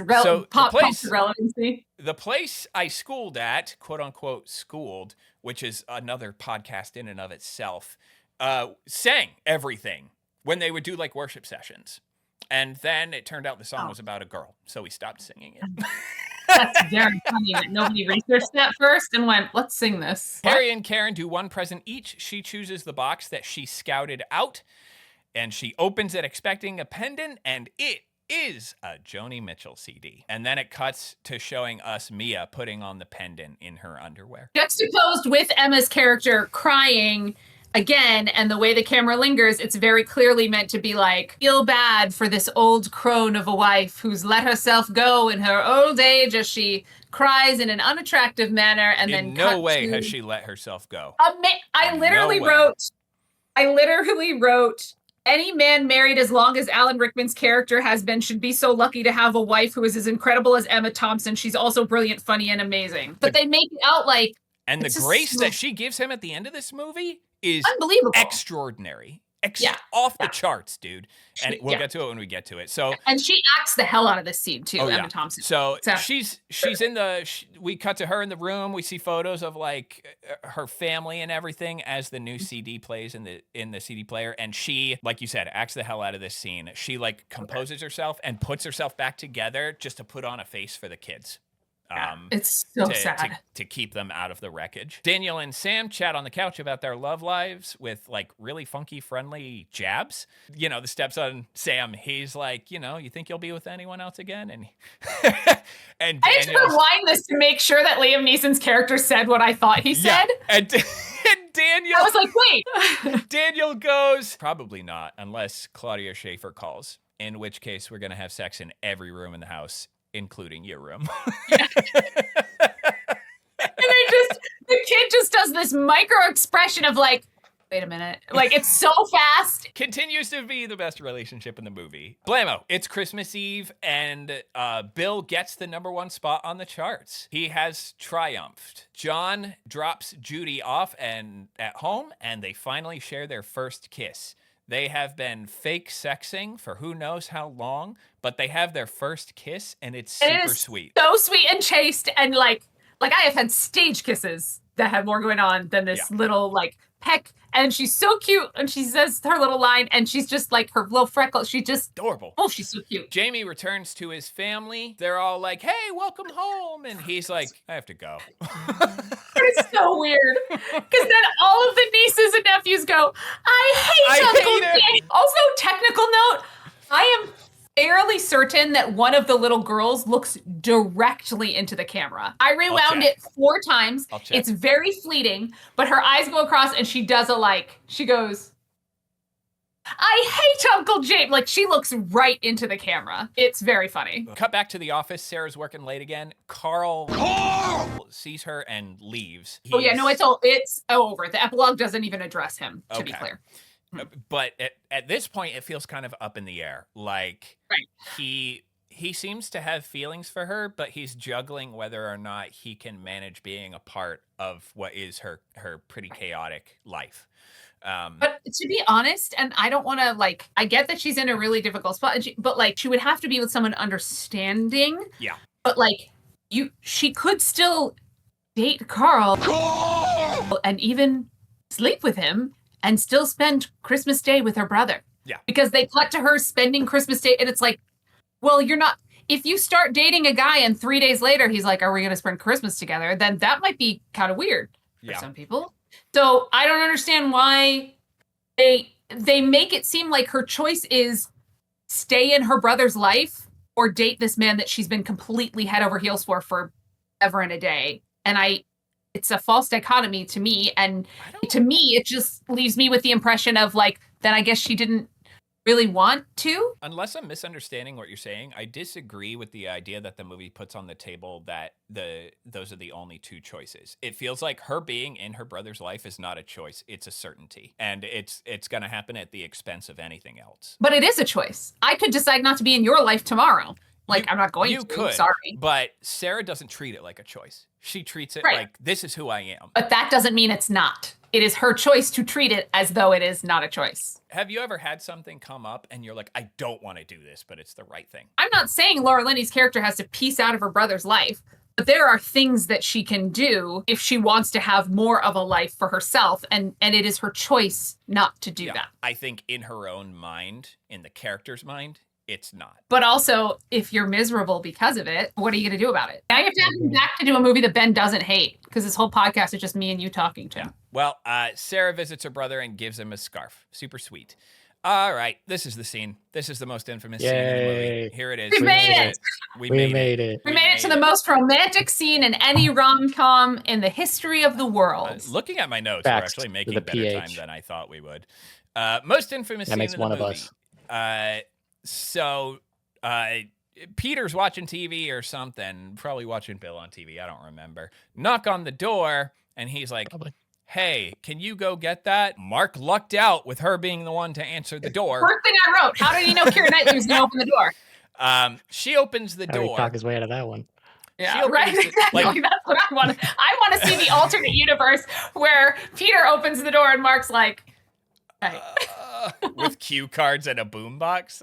Elements carolers. It's Mark with a bunch of cue cards, and he's playing Silent Night on a boombox and has a cue card saying, just tell your husband it's a bunch of Christmas carolers. Which she does without question and barely any hesitation. No hesitation. He uses these cue cards to say that because it's Christmas and he has no agenda, that she is perfect to him. Lies. Why would you do this if you had no agenda? Lying liar. Are you just going to go to bed and be like, I wasn't honest, and I felt like being honest is just what I had to do? My eyelid is literally twitching. As soon as we started talking about this scene, my eyelids started just... involuntarily batting. Yes, because if he had showed up to be like... Because admitting your feelings for someone in certain circumstances is not necessarily... Like, I'm not saying there's no world where he should have... Huh? It is not inherently bad. Right. And because his secret was already out when she saw the video and said, this is all me, blah, blah, blah, blah, blah.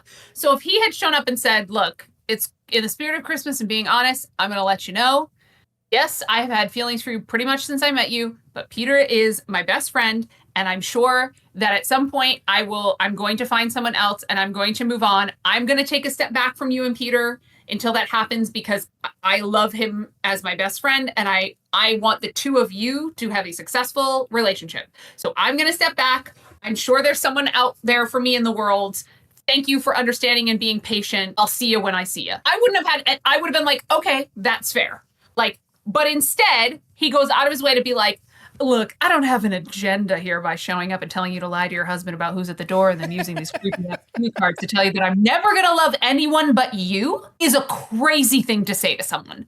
To be like, you're perfect and I'm going to love you until I look like a desiccated mummy. Okay? Yeah. What is she supposed to do with that? And I hate the way she's directed to look at him in this scene, and she's very much looking at him like with she's eyes. Kind of into it. With eyes, yeah. She's looking at him with, pleased eyes. Yes. And I'm not saying if you're in a relationship with somebody and somebody else is like, I kind of have a crush on you, you have to be like, how dare you? But that is not what's happening. It's the fact that Peter doesn't know that she's out there with him. I mean, I think even just if Peter were next to her and he was like, hey, I had a huge crush on you. And she was kind of looking at him kind of bemused or amused, either kind of both, kind of confused and amused at like, this is crazy. I thought you hated me. And now you're saying that you think I'm great. Interesting. Anyway, I'm going to grab my husband's hand and go back in the house now. It just, every choice made for this scene was the wrong one. Doing this to a newlywed is certainly a choice as well. Unbelievable. It's been like 5 minutes since they got married. Certainly a choice. I mean, doing it at all is a stupid idea. Right. You know, a young couple in the throes of newlywed life, and then your husband's best friend shows up at the door, and he's like, "I will love you always and forever." And I just wanted to let you know because Christmas brings out a spirit of honesty in me. He might need more intensive care than Sarah's brother. To be clear, I would absolutely do this to some guy, but not right after he got married. Right. I would wait at least, 5-6 months. Like, let him settle in a little bit. You know, if that's really what the problem is. If he had just waited, then I would be maybe wait till they have like one kid. Yeah. A little bit of the ennui sets in. Wait till he's a dad. See if you can get a family out of it without doing all the work. Yeah. Totally fair. We scared Ben away. Yeah, Ben's dead. Okay, can we also talk about then what happens next, which is even more can. It's in my notes. She runs after he's all done, and he's like, well, that's all. He turns off the boom box, and she chases him down the road real quick, just a little bit out the door, and gives him a kiss on the lips. I cannot. I believe grabs his coat, does she not? I remember whatever it is she does makes it like very clear that he is not the instigator. Well, I mean, she chases him in the first place. She grabs his face? That's what it is. Okay. Face. Yeah. Sorry, my eyes were probably half closed at this moment while I was screaming internally. You're fine. When she kissed Ben's like, I know. Ben has it's on a poster in his bedroom, this moment. Oh yeah. When she just kissed him, that was my loudest that I just went, what the f***? Not earned. A movie full of them. This moment. Unearned. What he was doing was absolutely psychotic. So the whole time I was like, stop.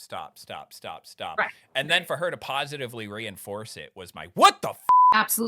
Absolutely wild moment. She goes back inside, and he walks away and says to himself, enough. As if to say, that'll do. That's sufficient for me. That's all I need. Give me a break. Thank you, Ben. Absolutely unhinged. Like, that enough? That's enough? You're good now? We can all just be friends now. It's fine. You just told this woman, you are perfect to me. I will literally never love anyone else the rest of my life because you exist and you are the only one for me. And I'm going to love you until I die. And don't tell your husband that I'm even here. And all of this stuff. And then she runs out, gives you a kiss, which is totally not cool. That made it sound like I was making like, it's just one kiss. But you know what I mean. And then you're like, I'm good. Every interaction after this isn't going to be super awkward now. Yes, and full of subtext, and you trying to pick out subtext, and you wondering if you get alone with her ever again. Well, I mean, just fun. Yeah. Any 30 seconds in the future, they're by themselves, which will inevitably happen since him and Peter are best friends. Unless he like leaves the country tomorrow. The air would be thick with the notion. The air would be thick with the notion of. There's only option right now. Yeah. Yeah, it is such a misrepresentation or misunderstanding. I'm not really sure which of actual human psychology. I can't even, and I understand that rom-coms in general are not known for their thought-on representation. What, Ben? This is Love Actually. This is love, actually. This is and actually, this is actually love. But even with that, even in the nonsensical world of the rom-com, it is next. It's next level. Like just like bananas. I'm starting to actually think those two are meant for each other, and that Peter needs to get out. Get out, bro.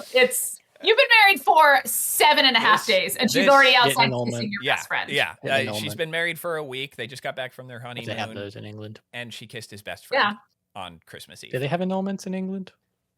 Yeah. Isn't that the whole King Henry the... Anyway, whatever. It's not history time right now. Is it a new take to say these two might be meant for each other, and that Peter should go find happiness somewhere else? TBH. Highly doubt it. Like, also, no, probably not. Also, like, and Peter gets all the love in this scenario, but once again, we will touch on this again in the epilogue, and it doesn't make it any better. Bill is supposed to be at Elton John's for a party, but realizes that Christmas is meant to be with those who you love. He has his heart grew 3 sizes, and he realizes that the one he loves is his manager. The one he's been fat shaming this whole time. Yeah, he's been fat shaming. Oh yeah, speaking of fat shaming, he does it at least like 3 times, relentlessly. Right? Yeah, he's like, oh, my fat manager. Yeah, and Joe actually like kind of looks hurt a couple times when he doesn't laugh it off. He's kind of like, okay. And the manager says, "You were at Elton John's for 10 minutes and you're already gay?" That was funny. And gay as maypole, I think that's the part where we talk about gay as maypole. The movie shies away from having a gay relationship come out in this moment, and it kind of leaves it up in the air whether or not he's expressing romantic feelings or just like, there's honestly just nobody else in my life I like being around as much. I thought it was like a romantic gesture is how it came off to me personally. Either way, I think it's nice.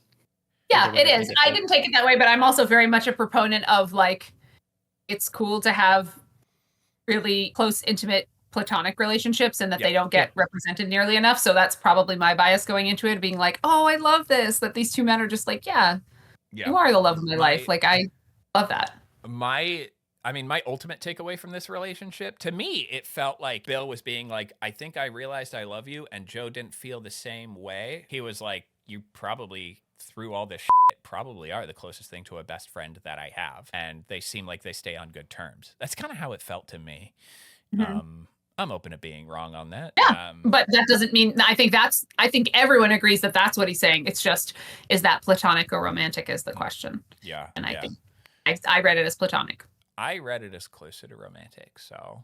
I don't think it matters, to be honest. I think it's I don't think it does at the end of the day. I think that's an indicator of your own personal like inner monologue and bias and what you would be looking for. And for me, it's I would have liked this movie if it was just Bill Nye's story and Liam Neeson and the kid. So just Bill Nye, Liam Neeson and the kid, and just drop all the others. And everybody else can go to hell. Yeah, I was going to say, also Laura Linney's pending Carl. If it were a mini series, you could keep like the 3 or 4 stories we like and then really like flesh them out. And then anyway. Yeah. We should remake. A new series on Max. So they both seem kind of surprised that this is the revelation Bill has had. The conversation isn't necessarily resolved, but Bill simply proposes that they get super duper hammered and watch some porn. Like best friends do. Right, Ben? That was a moment where I went, okay. Yeah, I didn't want to say anything and then have both you guys be like, Trista, that's really normal. David gets a card from Natalie, and he's like, what you want, Natalie?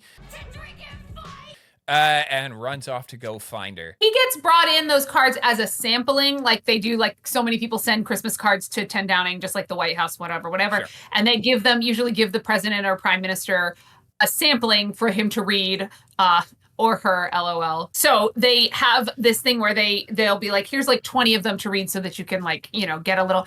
Do we really think that it was like it just so happened that Natalie's ended up in there? Or do we think that like the housekeeper or somebody slipped it in there? Or do we think Rowan Atkinson was supposed to put it in there and they cut that scene? I mean, that honestly, none of those really crossed my mind. I'm going to go with Rowan Atkinson. Yeah, I just thought of that when I realized that there were scenes with him that were cut. No, because that's a good point. I think you're right. It's quite the coincidence. Otherwise, you could see him being like the one who's like, yeah. He gets in his car and it takes him to her road. For some reason, the card had her street, but not her house number. No, I don't think it was the car. She told him where she lived at one point. Okay. The road that she lived on, and that was it. That's why. No return address on the card. So he starts at house 1 and just starts knocking on all the doors. So the prime minister, who everybody's going to know on site, just starts knocking on everyone's door. One door he knocks on, it's a bunch of kids who are like, sing a Christmas carol right now. The part was pretty funny because the way the kids were like, sing us a song. I forgot to say something earlier. In the scene with Bill Nye, I thought it should cut to them watching Martin Freeman and the other chick. Well, they were stand-ins, so they wouldn't be in the final product, but It could I have know, I been. know, you're It right. could At have least been the that actors film. in Then the. we That see would've like been the funny. background and we know that's what it was. Right. Yeah. That would have been very funny. That would have been funny. Missed opportunity. Remake. Missed opportunity. And Mildly unbelievable that after 100 doors he hadn't come across anyone named Natalie. Like that's pretty lucky, I guess. is Natalie a common Maybe he name did, in and the they were UK? like wrong. Maybe, but you would have thought after that he would have switched to full name. The song he chooses to sing, baller ass choice. Good King Wenzel. I actually like that Such a song. crazy bit. It could Baller also be a ass shout out choice. to the fact that he, as prime minister, is going around to people's houses and pretending that it's a new service of the government to go around and say Merry Christmas and Happy Holidays to everyone. And then the song he chooses is about a benevolent king who goes around to the people that are under him to wish them happy holidays. Maybe I'm thinking too much about it. And then as he's singing, he looks at his driver as if to say, please join in. And it turns out his driver had a career on stage that he abandoned to go be the prime minister's personal assistant because he has a baller ass voice. So he keeps knocking on doors and eventually knocks on Mia's door and sees her. The only scene where Mia is allowed to be likable. I guess. The only I mean, scene where she's allowed to be by the director they- and the lines. They made her so unlikable in this movie that I thought she was going to try to bang him. As soon as she opened the door, I thought she was going to be like, the prime minister, I'm going to jump his bones. I actually was relieved because I felt like they didn't have her like, I fuck him at least. Like she just kind of took him in and went, you're the prime minister. That's crazy. Yeah, Natalie lives over there. And I was like, thank you for letting her be a normal fucking person. Yeah. He dramatically walks up to the next door, knocks, and her whole family is about to leave to go to that Christmas concert that Sam's been practicing drums for. So his security team takes as many of them as they can into their car, and then what he was hoping for was a moment between him and her alone, but they couldn't fit all the kids in the car with their costume. So there's one child in an octopus costume between them. I do think this visual is funny. Yes. Like, it is a Agreed. funny visual. Agreed. It does make me giggle. I want to say her mom everyone else calls him prime minister and her mom just calls him David. Natalie Kinda looks like basically him, resorts to sneaking him into the school so that people don't see him and cause a scene.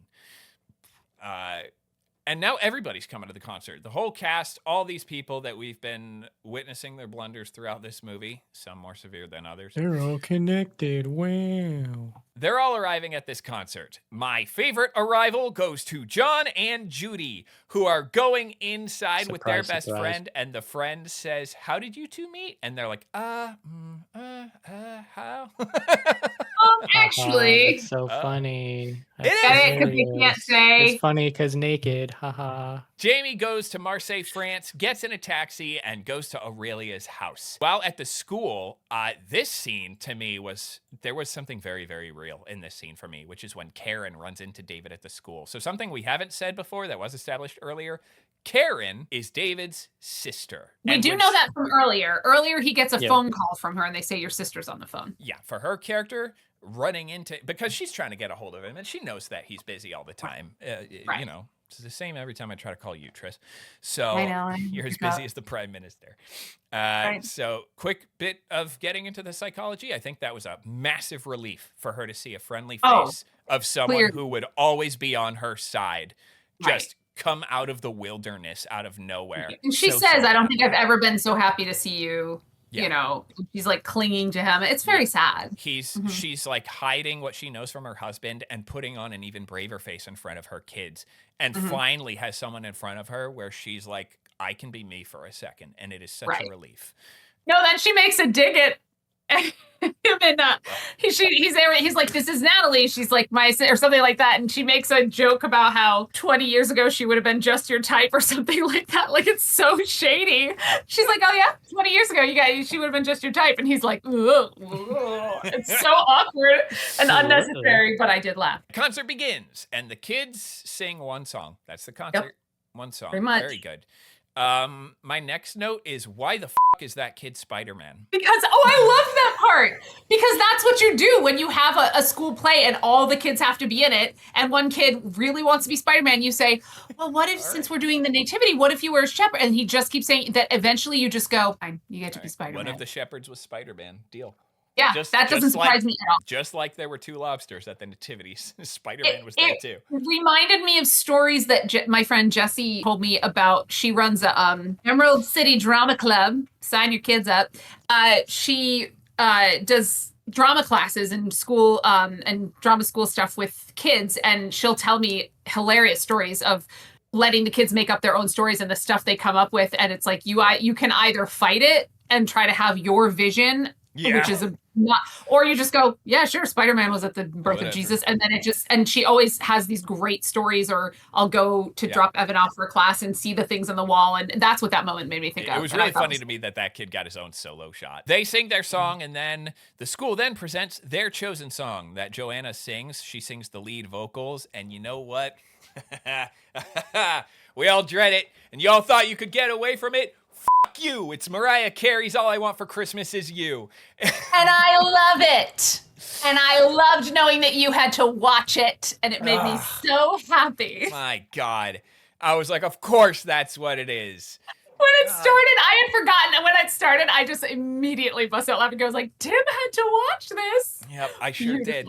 And I don't hate this song. It's that I had to work in retail during Christmas one year. I literally wrote, Tim, it's your favorite song. This actress, that is really her voice. It's not dubbed over or anything like that. Correct. And I did write that. She grew up to be also, she's been lots of things, writer, producer, actress, but anybody who was a Phineas and Ferb fan, she is Vanessa Doofenshmirtz. She's the evil guy professor's daughter, and she sings a bunch. Like Vanessa shows up as a bit character and then kind of sticks and stays.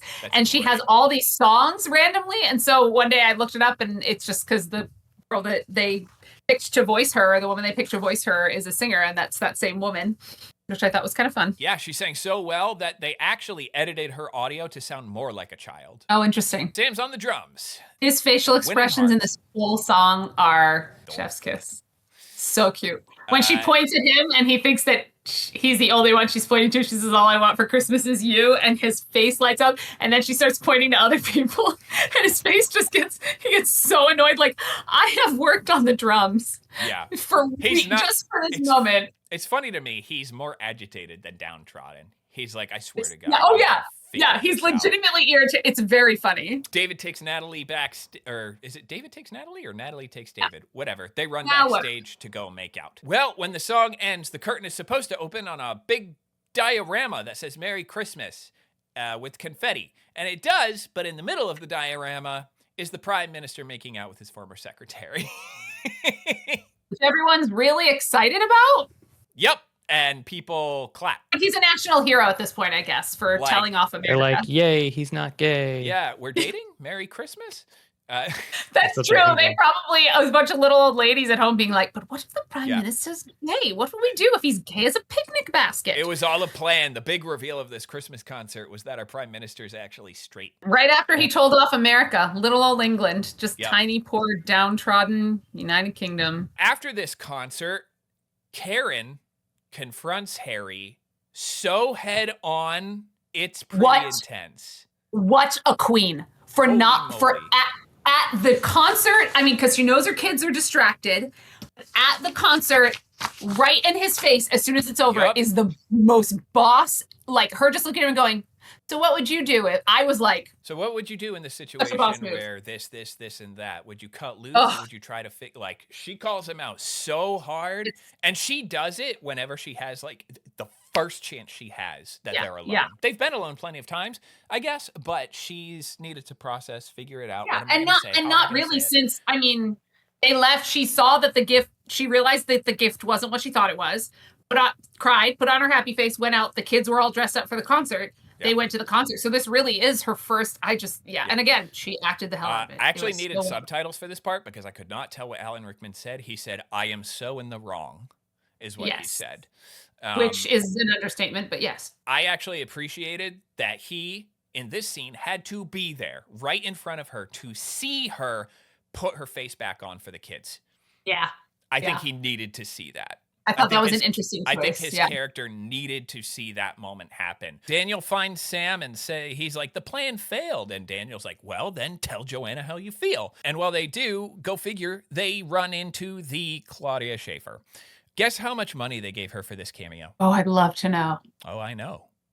I hope it was so much. It was. Guess, like, just take a swing. I'll tell you this. It's 6 digits. I don't know. $300,000. Oh, just to show up? Yep. In 2003. Her cameo in this movie, I mean, yeah, that's like $47 billion now.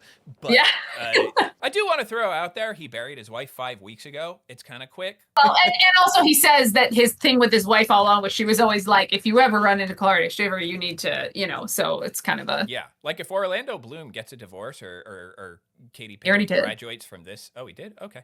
By the way, it's over $500,000 in today's money. Jamie goes to get Aurelia, and he's like, I want to be with your daughter. And apparently she had a sister, and he's like, this one? Yeah, we're back to the fat shaming. He's like, oh, this daughter? So, he goes, oh, good, you're here to marry my fat daughter. Thank God. I'll sell you to her. Thank God. Get her out of my hair. I'll sell her to you. And then when Jamie clarifies, he's like, no, I mean Aurelia, the sister, catches on. Oh, okay. Oh, that makes more sense. And then starts telling the entire town, because they're like there's like a town-wide march to where everybody just starts following them for him to go find her. I understood what they were going for with like the small, quaint European town, everyone knows everyone, and the game of telephone, and by the end, they're like, he's going to murder Aurelia. And that part was... Someone's going to go murder Aurelia. Yeah. That part was cute, but... The sister starts telling the whole town, yeah, we're going to see Aurelia. My dad's going to sell her to him. Everyone just goes, all right. So, and at some point, I'm so confused by this. I think someone calls... When there's confusion about which sister is being married off, and they're talking about the sister that they're fat shaming, someone calls her Miss Dunkin' Donut 2003? Yeah. Yes. And I put in my notes. I don't know if it was Dunkin' Donut or just I put my note was and what? The full quote is, shut up, Miss Dunkin' Donut 2003. Somebody calls it the stupidest line in the film, which is true. It's a crazy line. That's saying something. I think it might be the dad who says it. Daniel and Sam go to the airport to try to catch Joanna before she flies back to the States. And Daniel, encourages him. He's like, chase after her. So, in a post-9/11 world, Sam runs past airport security. I think it's hilarious. It's still the best relationship in the movie, and it is a funny scene, but real life, they will kill this child. Basically, Rowan Atkinson causes a sufficient enough distraction, a plausibly deniable distraction for the security to get tripped up, and they chase Sam through the airport. And the music is all like, chase your dreams, kid, go after love. These airport security guards, they're in an episode of 24 right now. They are like, this kid's got a bomb. Right. I know, especially when knowing it was filmed not long after 9/11 is like, this is no chance. Yeah. So eventually the kid makes it to a hallway where he can see her, but she can't see him. Her back's to him, and he's pounding on the glass. It's soundproof.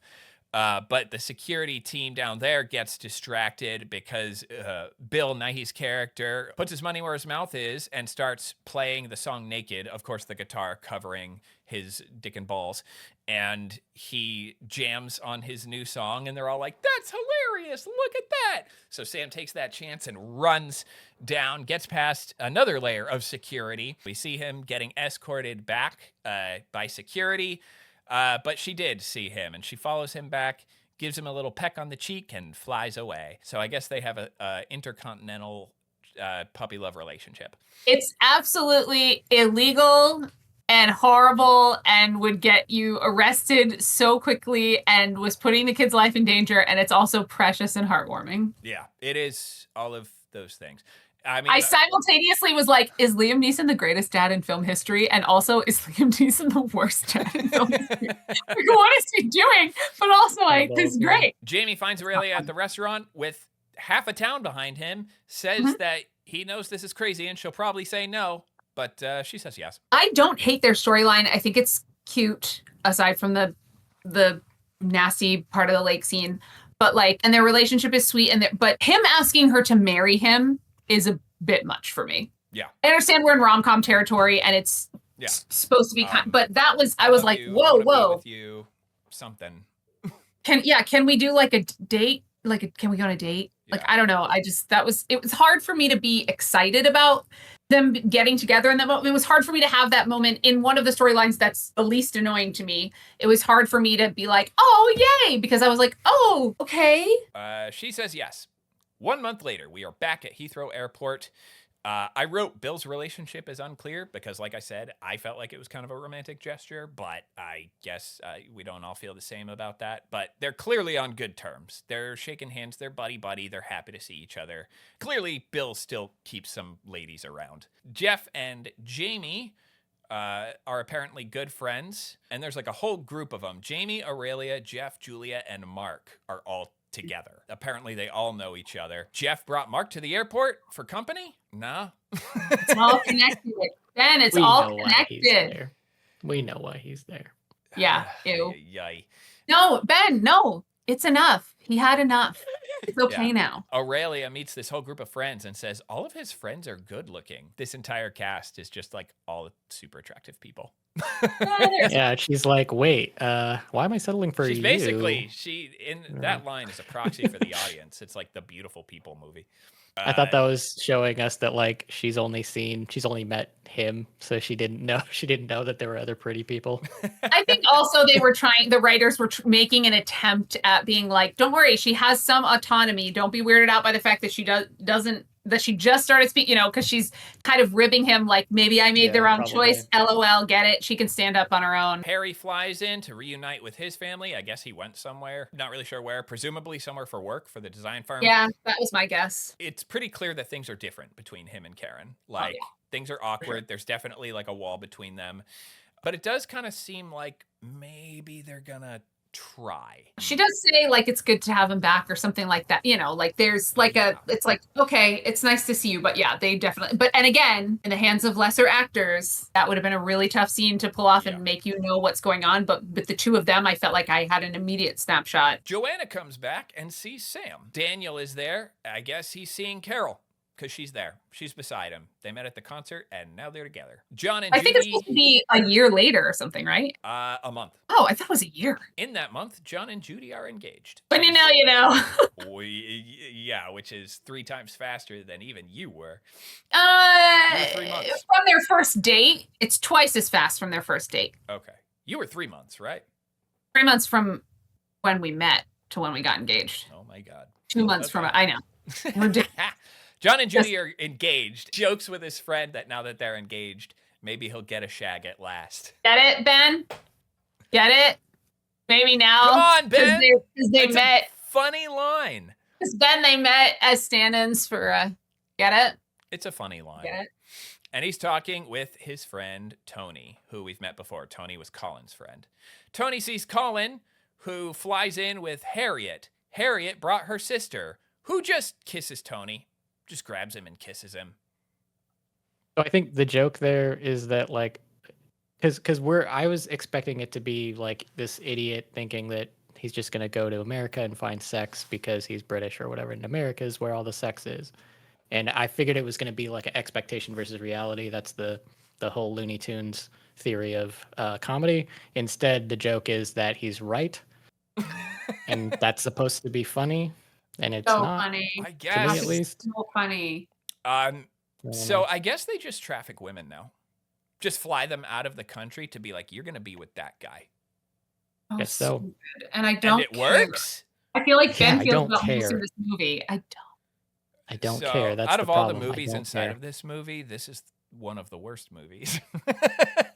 Let's not make a movie out of this one, thanks. Like, this is the one where our quote-unquote hero is might actually just be a full-on criminal at this point. Like, at first he was like hapless and stupid, and then he was a parody character, and now he flies women from the States to another country to pimp them out to his best friend.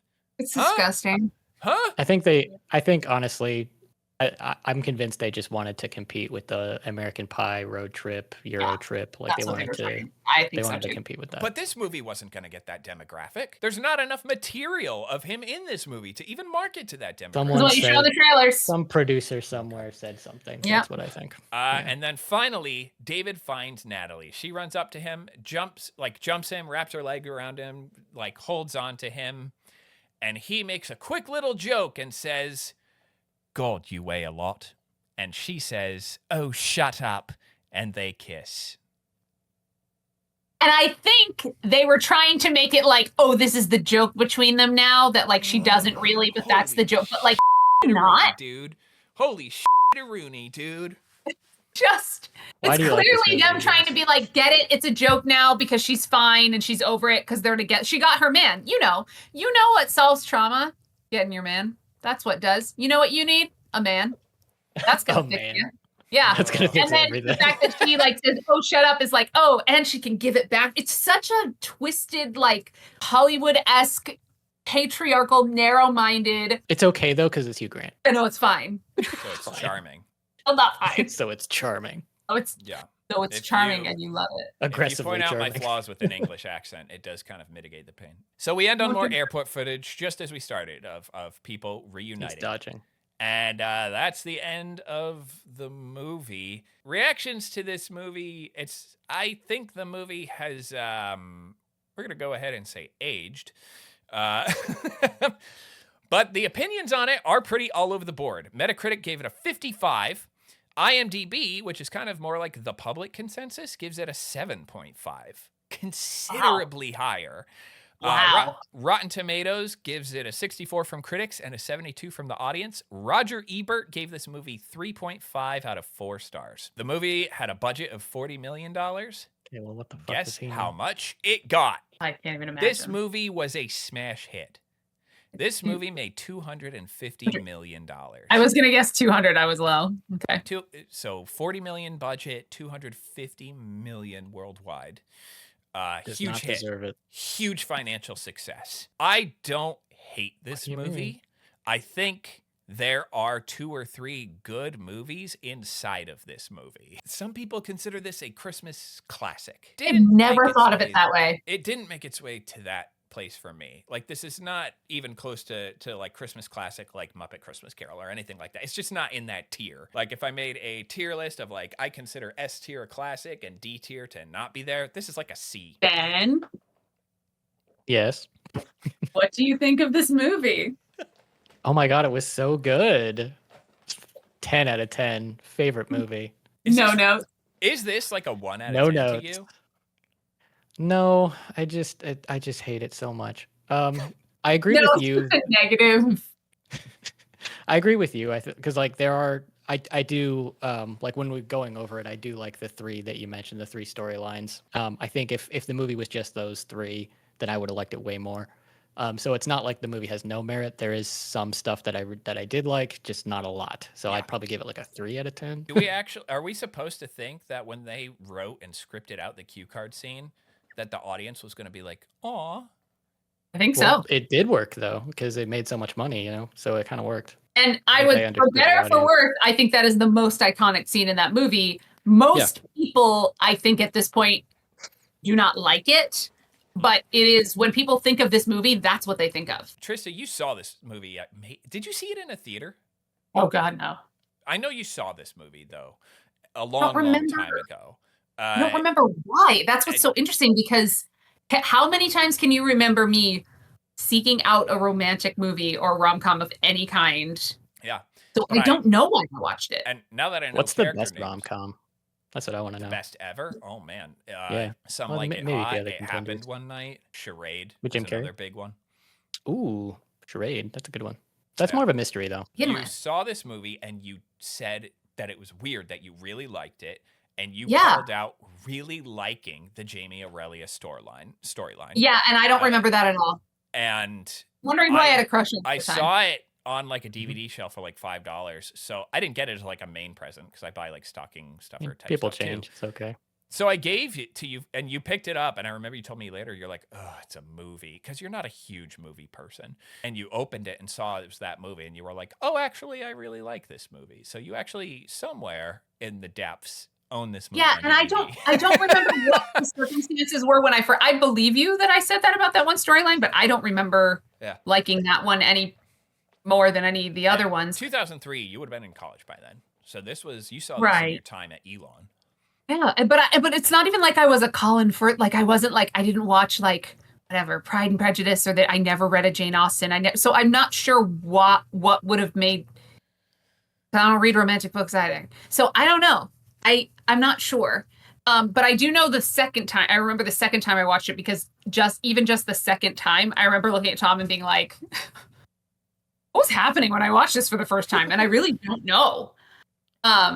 So that's interesting, because I think one mini revelation I had while watching this is much like what both of you said. There are good movies within this movie, and it's hard because as a whole, when I think of Love Actually, my initial response has been like this knee-jerk, like, ugh, that movie, for the last few years, which is why when Tim called me at 2:30 in the morning and said, why the does Keira Knightley kiss? And I was just started laughing, and I was like, I know, it's ridiculous. And anytime somebody brings it up, I'm like, this movie, You're so upset I called you so late until I asked that question. Yeah. Why are you calling me? And then he said that, and I was like, oh no, this is important. But now that I've watched it again and really analyzed it this time, I think my feelings on it are much more nuanced, because there are things about it. Like I said, if somebody made a supercut of just all of Sam and Daniel scenes, I would watch that. Yeah. And I but that's my favorite movie in this movie. Yeah, for sure. Same. And there are certain moments, even watching it, and there are a little, but I think the revelation that it gave me was that if there are genuinely laugh out loud for me funny moments, I can handle the romance. But a lot of rom-coms I do not think are that funny. I think the humor tends to be, again, it ages quickly. And I don't even know, like, some of those things was like, yeah, it was of the time, but not just really what it is it's of the people in power at that time. Mm-hmm. Because there were plenty of people in 2003 who would have watched this and gone, ew, but they weren't the ones writing the scripts or producing the films. Yeah. But I think so, and a lot of rom-com humor is juvenile to me. I like, kind of absurd intellectual jokes, you know what I mean? So you don't find that in a lot. Hotel is up your alley. Sure, yeah. But it's so I realized while I was watching this that the Sam and Daniel storyline made me laugh out loud several times, which opened me up more, so that when he met the Claudia Schiffer character, I was kind of like, oh yay. Whereas I think if the storyline hadn't been genuinely funny for me up until that moment, I'd have been like, that's so cliche. You know what I mean? And so I think there are probably rom-coms out there that would be appealing to me in their humor, and maybe I could watch those. But generally speaking, I think of them all in this one like messy pile of like, ugh. I just don't get it. I don't get it. I feel like a sociopath, but I don't understand it. I don't know what it is. I see how it appeals to people, and I understand that romances do really well, and that books, a lot of the mystery writers I read make their bread and butter by writing romance novels on the side, because that's how they actually make their money. So I understand it's a huge market, but I just do not understand why people, I can't really wrap my head, like my old self, around the idea. I don't know. I mean, my favorite romance author is definitely Chuck Tingle.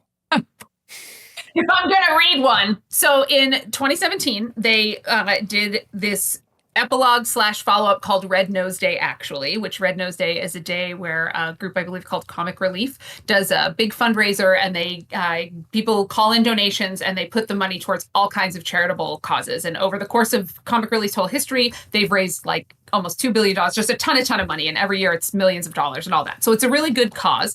And what they usually do is some sort of comic, what do you call it? Like when NPR does the fundraisers, telethon, like an evening. Like an evening of programming with a telethon. Yeah, that kind of thing. And so one of the big build-up buildups was they're going to do this follow-up to Love Actually because it's this big, in the UK, it's this big beloved property and yada, yada, yada.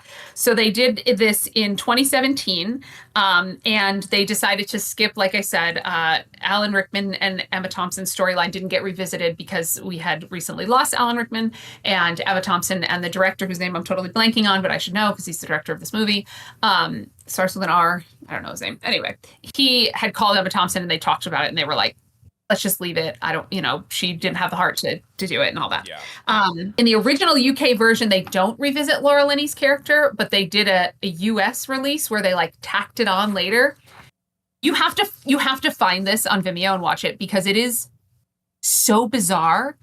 She's sitting at her desk and there's another Carl-esque guy. He doesn't really look like him, but that's the vibe you're supposed to get. And he gets up and he leaves and he does the like, good night, Sarah. And she says, good night, Chris, or whatever his name is. And you're supposed to be like, oh no, her whole life has just been this like same cycle over and over. And then her phone rings, same fucking ringtone 15, 12 years later, like 14 years later, whatever. No, not whatever. So she picks it up and she does the like, hey, babe. And then on the other end of the line is Patrick Dempsey in his kitchen. And they proceed to have a conversation, and you realize very quickly that they are in fact married. And so he's American, but she's still working at the same. It's clear she's still working at the same company. Yeah. And they proceed to have a bizarre conversation where she's basically like, "Leave me alone. I have to get my work done. I can't leave until my work's done, and you're interrupting me." And I think it's supposed to be kind of bantery, but he seems more bantery in it. And they were shot in two different studios and whatever. But she genuinely seems kind of annoyed. And I know Laura Linney's a better actor than that. So it was kind of bizarre. And then he's like, makes this joke about how like, he just likes to call her because he just loves the fact that she always picks up her phone, LOL. Because that's the joke, because she did for her brother. They never say anything about the brother. She has this weird back and forth with Patrick Dempsey where she basically tells him to like leave her alone and go jump off a bridge. Like she just like, it's meant to be like a ribbing between like a couple, like, oh, they do this all the time. Get it? She's trying to leave work, but he's at home like cleaning up toys because get it? He's a cool, supportive dad/husband because he's letting her stay late at work. Yada, yada, yada. But like I tease my husband sometimes. But I would not say the things that it was just a little much. And then they go back and forth and it's very odd. And then she hangs up and looks at the phone and just like starts laughing like, oh, I'm so delighted with how my life is and my silly husband. But none of the tone, I need you both to watch it because it's very bizarre. So that's supposed to make us feel like good for Laura Linney. She made it. But we have no idea what ended up happening with Carl. We have no idea what ended up happening to her brother. We're just meant to be happy with the fact that she meets and marries Patrick Dempsey and he's a supportive husband and dad. So there's that. How they actually open with Red Nose Day, actually, I wrote, oh, good, they open with this bitch again. Because they open with the flashcards and Andrew Lincoln's character, looking like Rick Grimes, shows up, however many years later it is, right? 14 years later, whatever it's supposed to be. Shows up, knocks on the door, Keira Knightley answers it, and he says, has the little card, and it's like, tell them it's Christmas carolers again. Tell him that. And she goes, but it's whatever month Red Nose Day is in like April or something. And he like smiles and then presses play and it's a carol anyway. And then they do this whole back and forth where he has an answer on the cards to, even when she says bizarre things that don't make sense, he's got the card for it. Because he knows. Yes. But it's creepy and weird. And even creepier and weirder this time. But she tells him that but then he starts asking like, are you happy? And she goes, oh yes, we're very happy. They start talking as though they have not spoken in 13 years. It does not make any sense. And then he says, I wrote, I'll read it to you in a minute. So then he goes, remember how I said someday I'd date one or marry one of these girls? Because one of the cards he does, it's got like all these supermodels on it. Right. Even though he says, I'm never going to love anyone else. But maybe he goes, well, I did. And then Kate Moss enters stage right. And looks like she would rather be anywhere but there. And they have zero, I kid you not. She comes in and she goes, hey. And then Andrew Lincoln puts up a card that says, meet the wife. And he literally looks like, I guess I married Kate Moss. And he like leans over and they do this awkward kiss of like, do we want to touch each other? Like it does nothing to reinforce the idea that he actually found someone other than her. It actually looks like he settled for Kate Moss and is positively miserable. And that he never told his bestie that he got married. He doesn't know how his best friend's marriage is going. The whole interaction with Kate Moss is so cringy. I wrote, this is not funny. F this scene. Are they not even friends anymore? How does his bestie not know he's married? This is so stupid. This whole storyline, they shouldn't have even tried. Like that, it was so stupid. And so then he ends it with the cards by being like, have you ever wondered how everyone else is doing? Let's go find out. And that's the like narrative beginning of how we go back and check in on all the other characters. So the fact that in 2017, they were like, you know what we need to open with? This most beloved of scenes. They still have not developed the self-awareness necessary. 100%. Because again, just like a lot of the other scenes we talked about in the original, there's no sense, like in some of the other stuff we're talking about, there's no sense in this scene that they've realized in the interim, this is the cringiest, most stalkeriest, creepiest, grossest thing ever. And so we're going to play with that trope and make it funny or lean into that or have him say something like with the card say like, I've realized 14 years later like that this is their inside joke now. No, yeah, there's nothing like that. There's no self-awareness. It doesn't play that way at all. So then we never go back to that storyline. He opens it. And then Kate Moss, we see Chiwetel Ejiofor for 5 seconds, say the same thing he says in the first one, give him a quid and tell him to sod off or bugger off or whatever he says. We go to Hugh Grant's character, and he is now prime minister again and has aged considerably. And it's got to be the job. But you can tell he like left and then came back to office. And they have him do the dance thing again, except instead of the song from before, since it's 2017, they have him dance to Hotline Bling by Drake. Is gross because Drake is gross. And I understand that it was 2017. So I'm just gonna, 2017, but you. So he does that. He starts dancing and then he falls down the stairs because he's old. Get it? And so then he add clips, right, Tim? Yeah, I guess so. He's on video. So I will say they did one kind of funny thing where they have him fall down the stairs and then it's on Vimeo? That's where I found it. That earlier. You did say that earlier, but for some reason it's just sinking in now. Uh-huh. That's really random. Uh-huh. So they have him fall down the stairs and then they still do the shot where he starts like dancing in from the side, but instead of doing it like he does before, he does a couple moves and then he's like, ow, get it? Because he's old. And he hurt himself. Turns out he actually broke his arm, we find out later. And then he comes downstairs and then his wife, Natalie, comes out and she's got a cup of tea and he's like, oh, is that for me? And she's like, hell no, it's for me. And he makes some joke about how he liked it better when she worked for him. And she's like, basically she sasses him, but then she very sweetly says like, come on, I'll make you one too. And it is a very sweet little interaction and stuff like that. But then he shows up to the press conference with his arm in a sling. And then he does they try to do a recreation of the rousing speech about, but in this one is more worldwide. Like, somebody basically does the last time you were in office, you said things were going to get better. And how do you feel about that now? And of course, it's 2017 now, and they're ostensibly filming it in late 2016 at least. And so he kind of does this like things are worse for other people now, for some people now, and things are rough. But I believe, it's one of those very basically that most people want good and good is going to win and we're all going to be okay. And it's just an even worse version, if Ben can believe it, of that same speech. Yeah, the political tones, I don't know. It just, in that moment was, however, Piers Morgan does catch a stray. He keeps that speech very apolitical. It's mostly very like good in the world, da-da-da. And then, but we can all agree on some things. And one of the things he says is basically that they're all sad that Piers Morgan is still alive. It's like so brutal. Is Billy Bob Thornton in the scene? No, it's just him being like, just the prime minister being like, and we're all pretty bummed Piers Morgan's still alive. I laughed. It was the only time I laughed out loud in this whole, it was so funny. And then the only other scene is we see Daniel sitting on a bench looking out at the water, and then his son, who's all grown up now with the little new mustache, comes around and he's clearly surprising his dad. And Daniel's like, oh my gosh, Sam, what are you doing here? You're supposed to be in New York City. And he's like, oh, well, I thought I'd surprise you with a visit for the holidays, yada, yada, yada. And then he says, what's going on? You seem kind of down. And then we kind of have a replay of it's about, it's love, it's a girl or whatever. And Liam Neeson's character's like, oh no, not again. And then he says, the last time you felt this way, it was about that girl, Joanna. And then Sam's like, well, that's what I want to talk to you about. And then Joanna, all grown up, walks into the frame and she's like, hi, Daniel. And he's like, oh my gosh, it's you. And, she gives him a big hug and everything. And Sam says they met up again in New York City and really hit it off, and that they've been actually dating for a little while, but he wanted to surprise his dad. And then Joanna asks Daniel for Sam's hand in marriage. And then Liam Neeson's character does this really cute. He gives him a big hug, and then she goes, so your son's hand in marriage? And Liam Neeson goes, I'll think about it, in this very offhand way. And it's very sweet.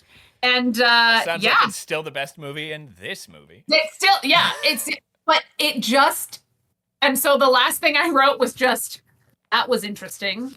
They have Rowan Atkinson again, except this time it's a kid going to buy one of the red noses you buy for $1, and that's part of what you can do to raise money for the cause. And then they have Rowan Atkinson redo the whole scene where he's packaging the red nose with candy and all that different stuff, and the kid's getting really impatient and blah, blah, blah. And I'm sure some people thought it was very funny. I did not. No shade to any of the actors. It was just more of the same without the tension, because the kid just wanted to be done being in line, so it just didn't really care, Sorry, I missed the worst part. One of the other scenes, I didn't even write it down because I was just gaping at the screen. Bill Nighy's character is on that same radio show doing an interview with that same DJ. And he says, what about Joe, your manager? I know you guys, have, spent a lot of time together, and that that he's your bestie, and he's done a lot of touring with you, and da-da-da. And Bill Nighy's character said, now mind you, well, we'll get to that in a minute. Bill Nighy's character says, oh, Joe, such a good guy, such a big guy. I think he fat shames him again. Big personality, big heart attack, big casket. Oh, God.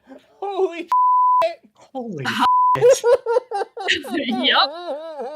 Now, mind you, the actor who played Joe is still alive. There is I could find no rationale for this. Nothing in it. All I could find was people being like, what the hell? Genuinely being so upset. They just killed him off.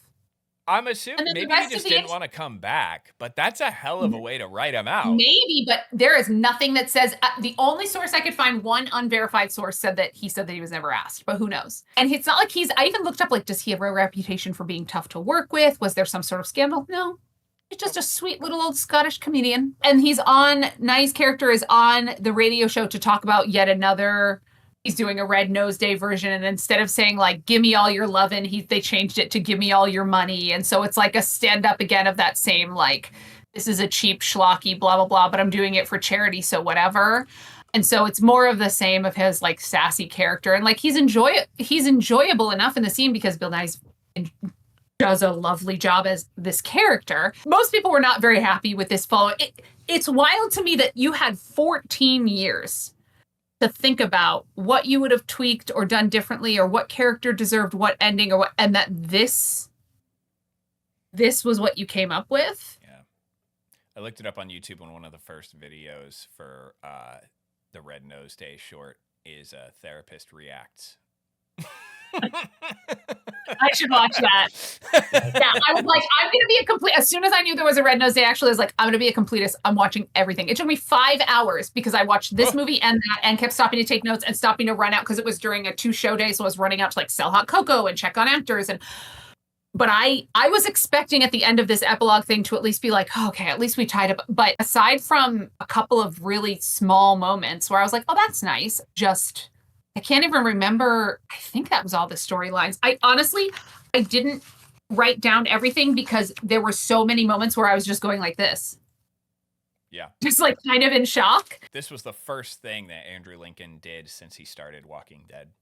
He did nothing for 7 years but that show, and then came back for this. Which is lovely because it was for charity, and he and I did read an article where the person went on set and said the whole vibe on set was very sweet and fun, and they overheard a couple snarky comments between actors about industry things and stuff, but for the most part this director's known for being I want everyone to be eating candy and happy and loving each other on set, and I get that, and I think that's very admirable, and it's telling that everyone went back and did the thing, and that's very sweet. Yeah. Oh, of course, we revisit. I'm sorry. I'm sorry. We revisit Jamie and Aurelia, and they're now married, of course, and they have 3 children. But the joke of the whole scene is that he still can't speak Portuguese, which is odd because they've now been married for 13, ostensibly at least 13 years, and all 3 children speak Portuguese because they get in the car and they start speaking English. They pick them up from school. They all get in the car and they start speaking English. And she says, no, no, no, Portuguese only kids were trying to help daddy learn. And they all immediately switch to fluent Portuguese. And he's like totally lost. It's very weird. And so then the joke is that she tells him she's pregnant again with their 4th, and he doesn't know what she's saying. He thinks she's talking about what to make for dinner. So funny. They should have just done nothing. That's the thing. Nothing didn't elevate anything. But the idea that they have now been together for 14 years and homeboy still can't speak Portuguese, that's a little, that's a little upsetting. That's a lot to swallow. It is. It really, and it belies his whole character is that, Colin Firth's whole thing was that his character is such a loving, above and beyond, such a sweet little cinnamon roll, as the kids would say, and that he, goes out of his way to learn Portuguese just so he can fly there and ask her to marry him. And then once he got her, he was like, all right, we're good. Like, really? That doesn't stop trying. Yeah, that doesn't track at all. But I thought it would be a crime to leave it without telling you all that because I watched it. Talking about this movie makes me feel unwell because depending on the part I'm talking about, I'm either like, oh yeah, or I'm like, that was kind of unbelievably cute, or I'm like, oh, that was such a funny line. Brilliant acting the hell out of it. And then 2 seconds later, I'm like, fuck this movie, this storyline, the Patriot, and it can't, and it's all in one movie, and it's a little much for me. Yeah, it's a lot of whiplash. A lot of whiplash. That's it. Thank you. It's like bumper cars at a cheap state fair level of whiplash at this point. Yeah, you're just like, my whoa, neck hurts, whoa. and now I need to talk about it. The best rom-com, by the way, is Princess Bride. Fair point. Okay, fair point. Fair point. Yeah, and now we're back to exactly what I was saying. If it's genuinely funny, I can handle it because I know that that's. Although I identify strongly with the kid being like, "Hey, it's gross. Can we skip to the swords part?" I was always like, "Yes, that kid right there." Anything else we want to say about this movie before we're done? I didn't know that this was the same director until I started doing more research on it. I didn't realize it was the same director as what is it, Notting Hill and 4 Weddings and a Funeral, like some really classic. I didn't realize.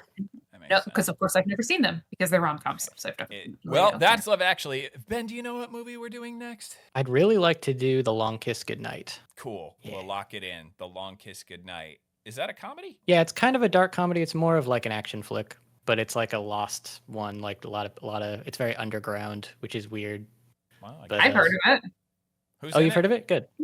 Samuel L. Jackson and I forget her name, but the woman from A League of Their Own. She's the star. Like Gina Davis? She's like a kick-ass.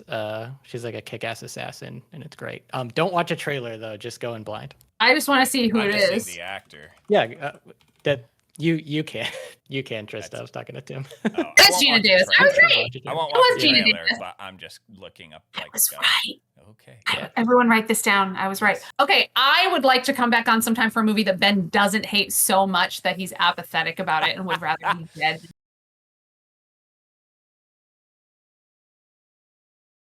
Only 15 minutes into this stupid movie. I don't understand the point of this movie. This whole movie's unnecessary. They're all connected. Wow. So funny. Ha ha ha. I'm laughing so much. I don't care. Oh my god, this is so shameless. Oh my god, we're only 48 minutes into this fucking movie. I don't want to do this all night. This movie is long, dude. Kill me. Just kill me. Oh my god, just fucking kill me. Oh my god, just fucking kill me. I can't talk about this movie for this long, man. We gotta hurry up.